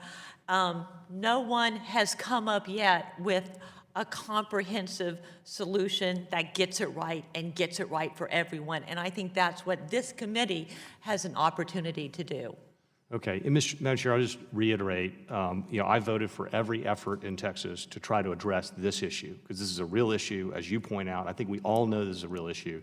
And I just want to entreat you, as the chair of this subcommittee, that you reach out and let's get something done on a bipartisan basis so that it can go through the Senate, be signed into law by the president, and we can address some of this problem. I know we're not going to probably get a perfect solution if it's a bipartisan solution, unlike I'm sure you could draft a perfect solution over on your side, but the problem is a perfect solution that doesn't go anywhere is of no help to the people that we're trying to help. So I'm with you, and I look forward to working with you on this. With that, I yield back. You got a deal. All right. Thank you, Mr. Taylor. And now, Dr. Shalala. Yes, thank you very much, Madam Chair. I've always been interested in building on, when states have taken on an issue, building on their experience. And it looks to me like it's the payment standard and the dispute resolution standard that differ between the states. Some of the other elements there seems to be consensus on. So it sounds like this committee has to focus on those two things. And I'm with Mr. Taylor. If we can figure out how to get a compromise somehow. But here's my question, because you've been answering questions about individual states. Has there really been a decrease in the number of out-of-network bills since states have adapted, particularly the comprehensive states? Have these I haven't seen the answer to the question on whether it's actually worked, particularly in the comprehensive states. I think Texas is sort of a moderate, somewhere in between, but I'm particularly interested in the comprehensive states. My own state, Florida, which is for the most part represented by my colleagues on the other side, has had a comprehensive approach. California has had a comprehensive approach. So could you talk a little about how effective these approaches have been? Yeah, I can talk about that. It's a really good question. One of the challenges we have is that a lot of these have only been in effect a relatively short time. And it is noteworthy that many of these solutions, I think really all of the states have done this in a very bipartisan way and have brought together, and the ones that have been most successful is when they've really brought both parties and all the different stakeholders to the table. You know, there's been some look at the track in New York because it's one of the ones that's been in effect a few years now, and I think we're finding, I have colleagues at Georgetown that are taking a closer look at sort of what's worked and what hasn't in New York, and they'll have that report done soon. But what I understand they're finding so far is a general degree of satisfaction, that stakeholders across the spectrum do think that things have worked out pretty well. There's some research evidence that there's been no particular inflationary effect coming out of the process they've used in New York, and so that's an encouraging sign. You know, Florida's had a different approach in for a few years, and then they revised the approach just a couple of years ago. And I have not heard any particular feedback yet from Florida on how well that's played out. California's is relatively new. New Jersey is quite new. And so that's really the challenge in trying to learn the lessons. But I think the overall impression, at least qualitatively, when we interview stakeholders and insurance department officials and others that are involved in this, is that they feel like the solutions they've had have been pretty successful, and then they go back and make adjustments where they find gaps, and maybe that's a little easier to do in a state legislative context than it is in federal legislation, but they've been able to go back in many of these states and make adjustments and try to improve their law. But it sounds to me like we have to learn from the adjustments. Yes. As we're crafting national legislation. I had one other quick question, and that's about air ambulances. I live in Florida. Air ambulances are often out of network. I think the GAO recently said that 69% of the air ambulance were out of network. Have any of you thought about that in particular? Yes, Ms. Young. Yes, so as you know, this is an acute problem in the air ambulance context for exactly the same reason it's a problem in the other areas of the market that we've been talking about, because there is no incentive for these providers to go in network, because when someone needs an air ambulance, they're going to be picked up by a particular air ambulance, and a patient just doesn't have a choice about the network status. So the solution here is the same as we have been talking about for all other provider types. You need to sort of create conditions that diminish the attractiveness of remaining out of network and encourage these folks to come in network at a reasonable price, or to otherwise sort of get paid an appropriate amount. So by setting a payment standard or otherwise establishing a mechanism by which these folks can get paid an appropriate amount. The other complication with air ambulances, which I think is important for this committee to consider, is that states are generally preempted from regulating air ambulance conduct, and so it's a place where, in particular, you need federal activity. The one other thought that I think is important as we think about evaluating state solutions is, and what states have done so far, is not just whether or not the state law has decreased surprise bills or out-of-network bills, but also what effect it's had on overall healthcare costs. Because you can have a law that sort of makes a lot of people happy by paying more money to these specialties, and we also need to be considering the effect we're having on premiums and overall spending. Thank you. Thank you, Ms. Young. I yield back. Thank you, Dr. Shalala. Mr. Banks? Thank you, Madam Chair. Consolidation of the healthcare sector is something that we need to consider when looking at some of the high hospital costs faced by our constituents. A number of government policies discourage a thriving and competitive hospital market, including lack of site-neutral payments at the federal level and certificate of need regulations at the state level. While I agree that surprise billing is a problem that we need to address, It's important that we not pursue policies that encourage even more consolidation in the hospital market, which countless studies have shown drives prices up to unaffordable levels. Ms. Schuman, your testimony mentions bundled payments as a possible remedy for surprise billing. First, can you explain to the committee how bundled payments would look different from the system that we currently have? Sure. You'd get one payment from the hospital for all of the services that were provided at that hospital. So instead of getting one bill from an in-network facility and the anesthesiologist that was out of network, and you get a different bill from their practice, and the radiologist that did an MRI on you, and they're out of network, you get a different bill from them, a balanced bill, by the way, that, oh, was a surprise you didn't know about.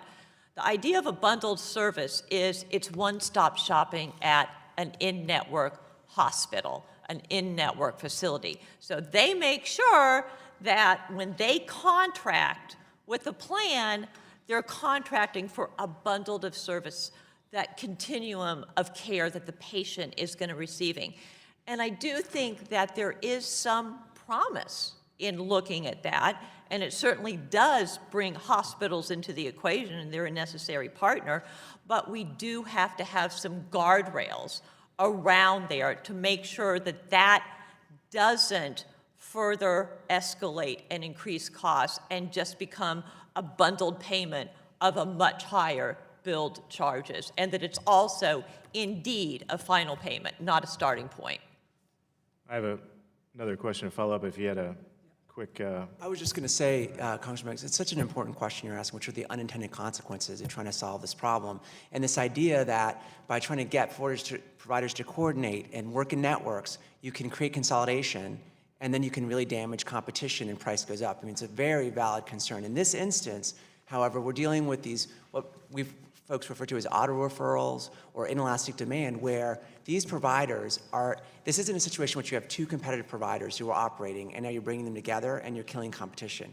It's an instance where you have these providers who are protected from competition because they get these auto referrals, right? And it could be because when I come in for a service in this facility, the lab service goes here and there's no competition, right? So I think it's a really important question. We are doing a lot of thinking about that at Families. It's a central part of a focus of our work in the coming year. But in this instance, because you're in this auto referral environment with inelastic demand, it's actually the opposite problem. These guys never compete because they can just count on this volume no matter what. Thank you for that. Let me move on really quick.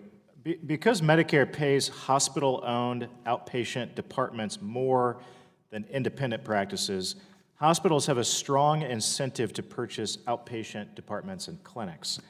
Not only does this result in higher copays and out-of-pocket expenses for patients, it pushes overall costs higher through increased consolidation. Ms. Schuman and Mrs. Young, or the other of you, if you want to weigh in on this too, if we have time left, is it fair to worry that a bundled services model of payment could encourage even more vertical consolidation in the hospital market and further drive up costs, just like the lack of site-neutral payments? Ms. Young? Sure, I can start. So I think that in this arena, these are already providers that are sort of by definition practicing in the hospital. Your anesthesiologist, your radiologist, they are already delivering the services in the context of a hospital inpatient stay or an emergency department visit. So I think there's less reason to be worried about it in this context than others. I would also add that these provider groups and hospitals typically already have sort of linked financial relationships. So you're not creating a new dynamic or a new set of incentives here. Ms. Schuman, I got 20 seconds left. Yes, I would just reiterate those same comments and want to do, and also the importance and advocacy for site-neutral payment reform as a way to remove some of the disincentives to a lack of competition and consolidation. And as I said before, I think the bundled payment model could have some promise here, but we need to include the appropriate guardrails. I wish I had more time for the rest of you, but my time has expired. Thank you, Mr. Banks. Mr. Morrell? Thank you, Madam Chair, for holding this very important hearing. I just want to note that during my time in the New York State Assembly, Tackling the issue of surprise billing was a priority for me when I served as chair of the Insurance Committee. And then as Majority Leader, I'm very proud that our work culminated in the bipartisan passage of New York's groundbreaking out-of-network consumer protection law. And I just want to take a moment or two to describe what we did and then to get some feedback from the panel. This law took effect in 2015, so it's been on the books now for several years. And the law created transparency and a simple system for resolving out-of-network medical bills, which we believe makes life easier for every New Yorker that would otherwise be hit with costly bills that would devastate their families. In addition, and this was really important to us as we were drafting it, the law did not, in my view, create a perverse incentive for providers to move out of network because they would get a benefit financially from doing so, and we avoided that. In New York, hospitals, clinics, physicians provide patients with public information regarding standard charges for medical services and insurance plan participation, and the law allows patients to be smart consumers of medical care, reducing the possibility in the first place of being hit with an out-of-network charge. But even more importantly, the law provides a mechanism for providers and insurers to come together, resolve out-of-network charges without stress or additional costs to the patient. In cases where patients received emergency services at an out-of-network facility, the patient is held harmless, paying the same exact copay or deductible as they would as an in-network emergency department. And even patients without insurance or those with non-state regulated insurance are eligible to file a dispute for an emergency services bill. So those self-insureds and other plans covered by ERISA, not regulated by the state. In addition to surprise emergency room bills, New York patients are protected when a non-emergency provider sends them an unexpected bill. And rather than being forced to cover out-of-network costs from their own pocket, patients do an assignment of benefit to their provider, who then has to negotiate a reimbursement amount with their health plan. So again, the consumer is taken out of it. In the rare cases that negotiation is unsuccessful, an independent arbiter is able to make a determination to set a reimbursement rate within 30 days. I think it says a lot that in most cases arbitration is not necessary. I heard yesterday, and I got to verify this, but roughly 800 arbitrations out of 7 million claims information. Instead, insurers and providers can reach an acceptable deal without the consumer having to devote any more time, money, or any more headaches. The law has helped settle about 2,000 billing disputes and protecting those New Yorkers from potential harmful medical debt. To my colleague, Ms. Shalala, I just want to note, my data shows that out-of-network bills in New York has declined 34% since the law took effect in January of 2015. In addition, prices charged by in-network emergency room doctors have dropped by 9%. So it's rare, but in New York, and I've talked within the last several days in advance of this hearing to insurance plans, consumers, and healthcare providers, and they all agree that the system has changed for the better. Frankly, there's not much that those three groups necessarily agree on. So to any of our panelists, and I apologize, this is sort of a long intro to this, but I'd be curious as to your observation of New York's law, which has been in place now 3+ years, and whether or not there are things that New York has done that could be done better in your view, and what barriers there would be to putting those protections at the federal level. And I ask each of you to quickly just... So I'll be quick. I think the strengths of the New York law are that it is very comprehensive and it's clear to stakeholders what the process looks like. The potential reason for concern is that I think that because the New York law gives guidance to arbiters that's based on charges for services, it has the potential to be inflationary over time. This is a concern that a lot of observers have about how the New York law may evolve, and would encourage folks to think carefully about that. And the direction we use is that 80% of the usual and customary charge is determined by the Fair Health Plan? Right, so it's 80% of charges. The problem with charges is they're not market determined. So it's a bit like saying sort of, the 80th percentile of your wish list to Santa. Over time, there's no constraint on what you ask Santa for, so it can be inflationary over time in ways that we should think carefully about. Gotcha. Yes, I want to just raise that same sentiment and the concern that an arbitration model that in any way uses a reference to billed charges is just going to build in those same perverse incentives that we're trying to address. I do Thank you. note, yeah, in Thank you. response, I'm sorry, let me just do this, Madam Chair. I'd ask unanimous consent to submit the following letter from the Health Association of New York State, which highlights the success of the comprehensive legislation in New York to eliminate surprise billings and the benefits it's created for New Yorkers. Without objection. Thank you. So much, Mr. Morrell. Mr. Watkins? Thank you, Madam Chairwoman. Nobody likes going home, opening the envelope, and finding a surprise medical bill. The lack of network and cost transparency seems to be a problem.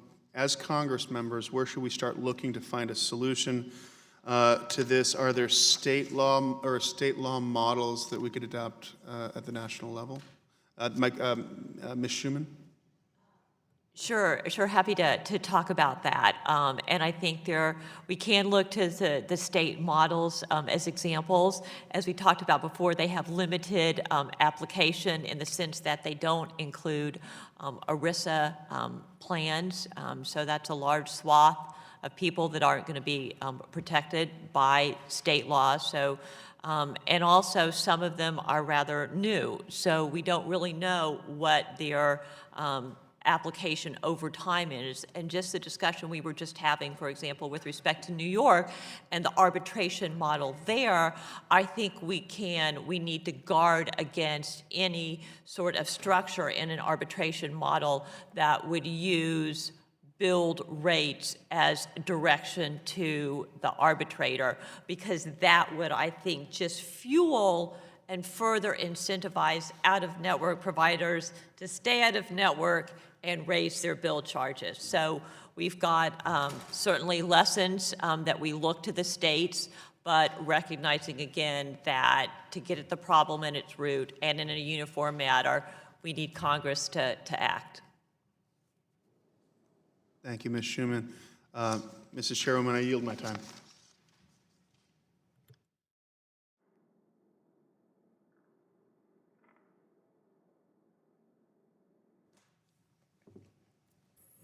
Ms. Strahan? Thank you, Madam Chairwoman. Thank you all for your testimony today. It's been very helpful. My father was an iron worker before he was diagnosed with multiple sclerosis. MS, as you all know, is an unpredictable and disabling disease of the central nervous system. And for those living with a chronic and progressive disease like MS, surprise billing adds undue stress and financial uncertainty. For instance, an individual living with MS might go to an in-network facility, but be seen by an out-of-network neurologist. So, Ms. Young, we all have heard stories from family members and from our constituents who have received surprise medical bills, even after carefully researching their provider networks. How can we best protect these individuals who suffer from chronic diseases like MS from surprise medical bills in all settings of care, including those non-emergency situations? Thanks for that question. So there are two key principles in designing a solution. The first is to take patients out of the middle. As we've talked about, it's essential that patients not be responsible for these balance bills and not have the burden placed on them to navigate the system. And the second principle in designing a solution is to create a system that doesn't drive up overall healthcare spending. With a group of scholars at the Brookings Institution, we have recommended two potential policy solutions.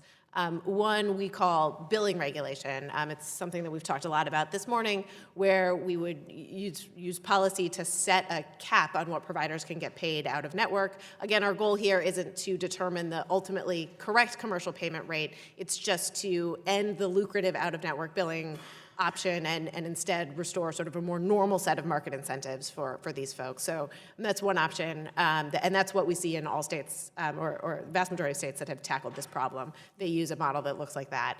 The other potential approach is something we've called contracting regulation. You've heard from others under the name bundling, but this idea is simply to get this group of providers out of the business of billing patients directly at all. That's a big step. It's a big change from the way these services are billed today. But it does have analogs in other parts of our healthcare system. It's how nurses and nursing services are paid and billed today. So I think it's an area worthy of exploration. Great. Thank you. Thank you for that. Mr.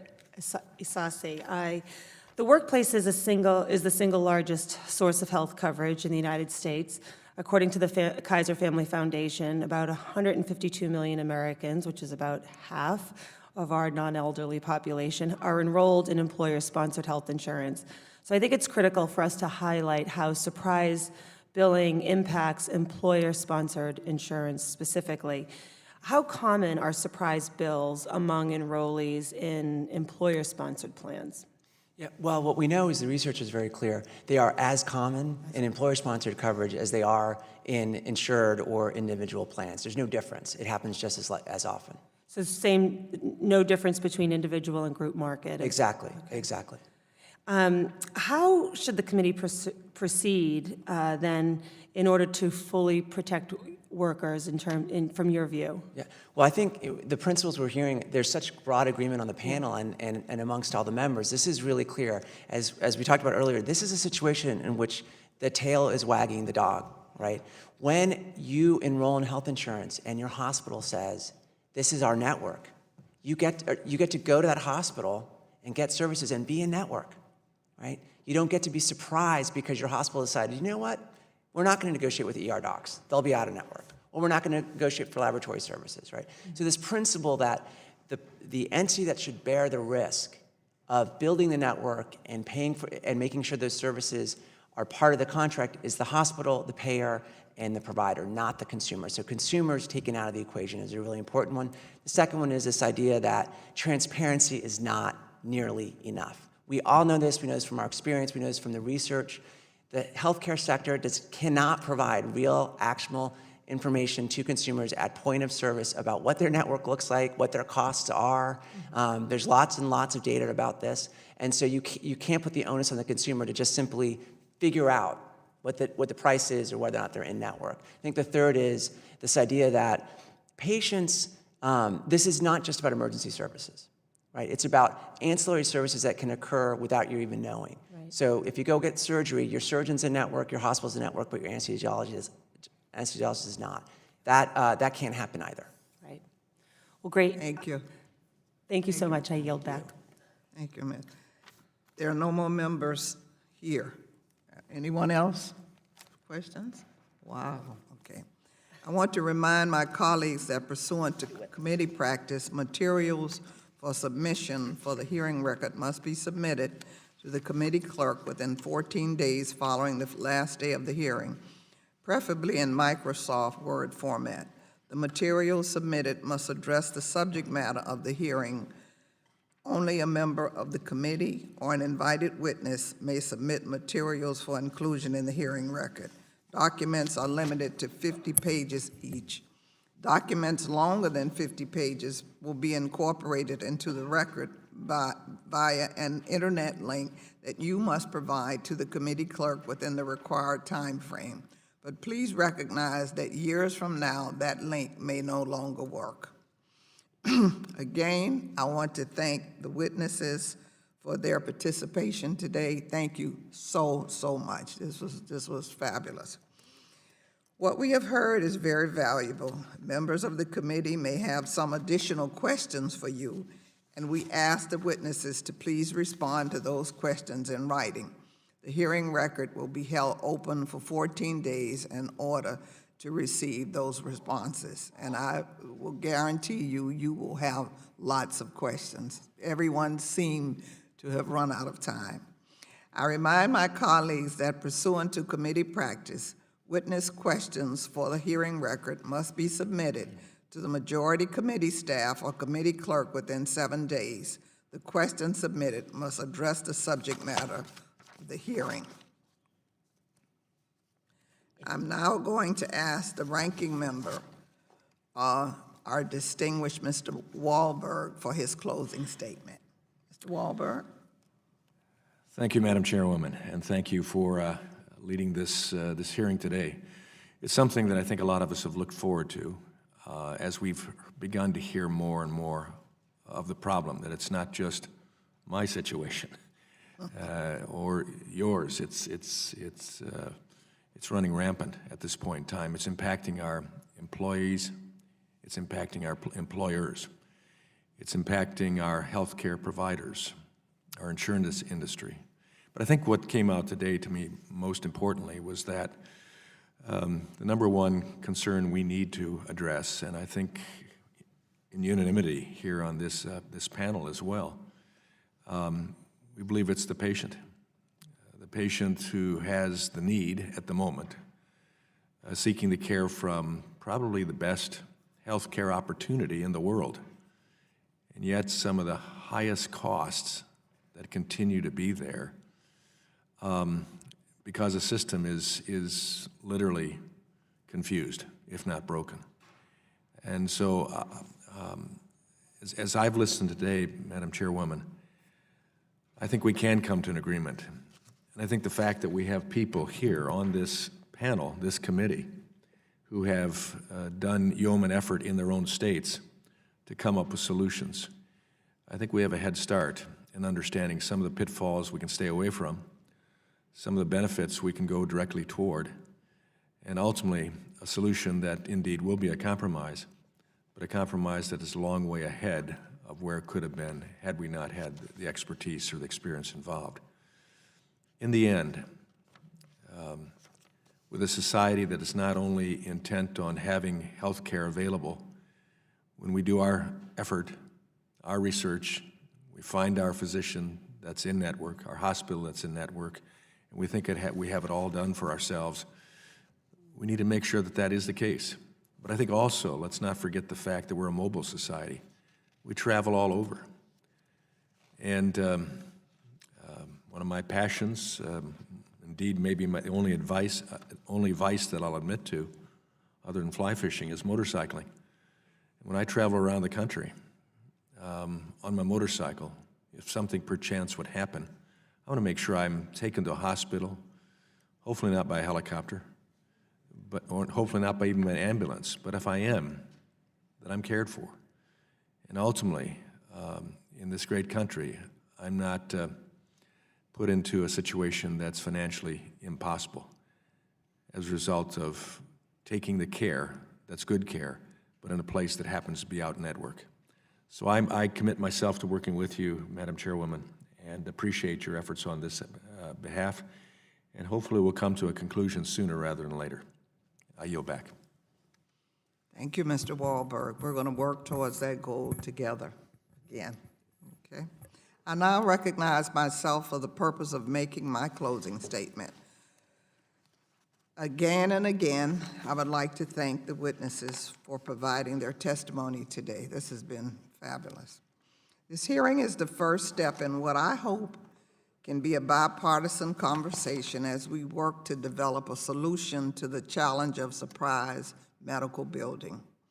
As the Committee of Jurisdiction over employer-sponsored health coverage, we have a crucial role to play in developing comprehensive legislation to address this problem. Our witnesses' testimony will prove invaluable as we move forward. We heard from Ms. Young about the prevalence and impact of surprise bills, as well as some potential ideas for solutions to this problem. We heard from Ms. Schumann about the perspective of large employers regarding surprise bills. We heard from Mr. Asasi about the devastating impact these bills have on consumers, as well as some key principles that should guide us as we look forward towards reform. And we heard from Dr. Hoadley about the innovative solutions that states have taken to protect consumers from surprise bills. As our witnesses have made it clear, it is up to Congress to move forward to comprehensively address this issue on behalf of our constituents. I look forward to continuing this process in the weeks and months ahead.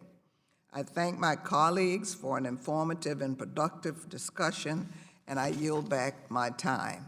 If there is no further business, Without objection, the committee stands adjourned. Thank you.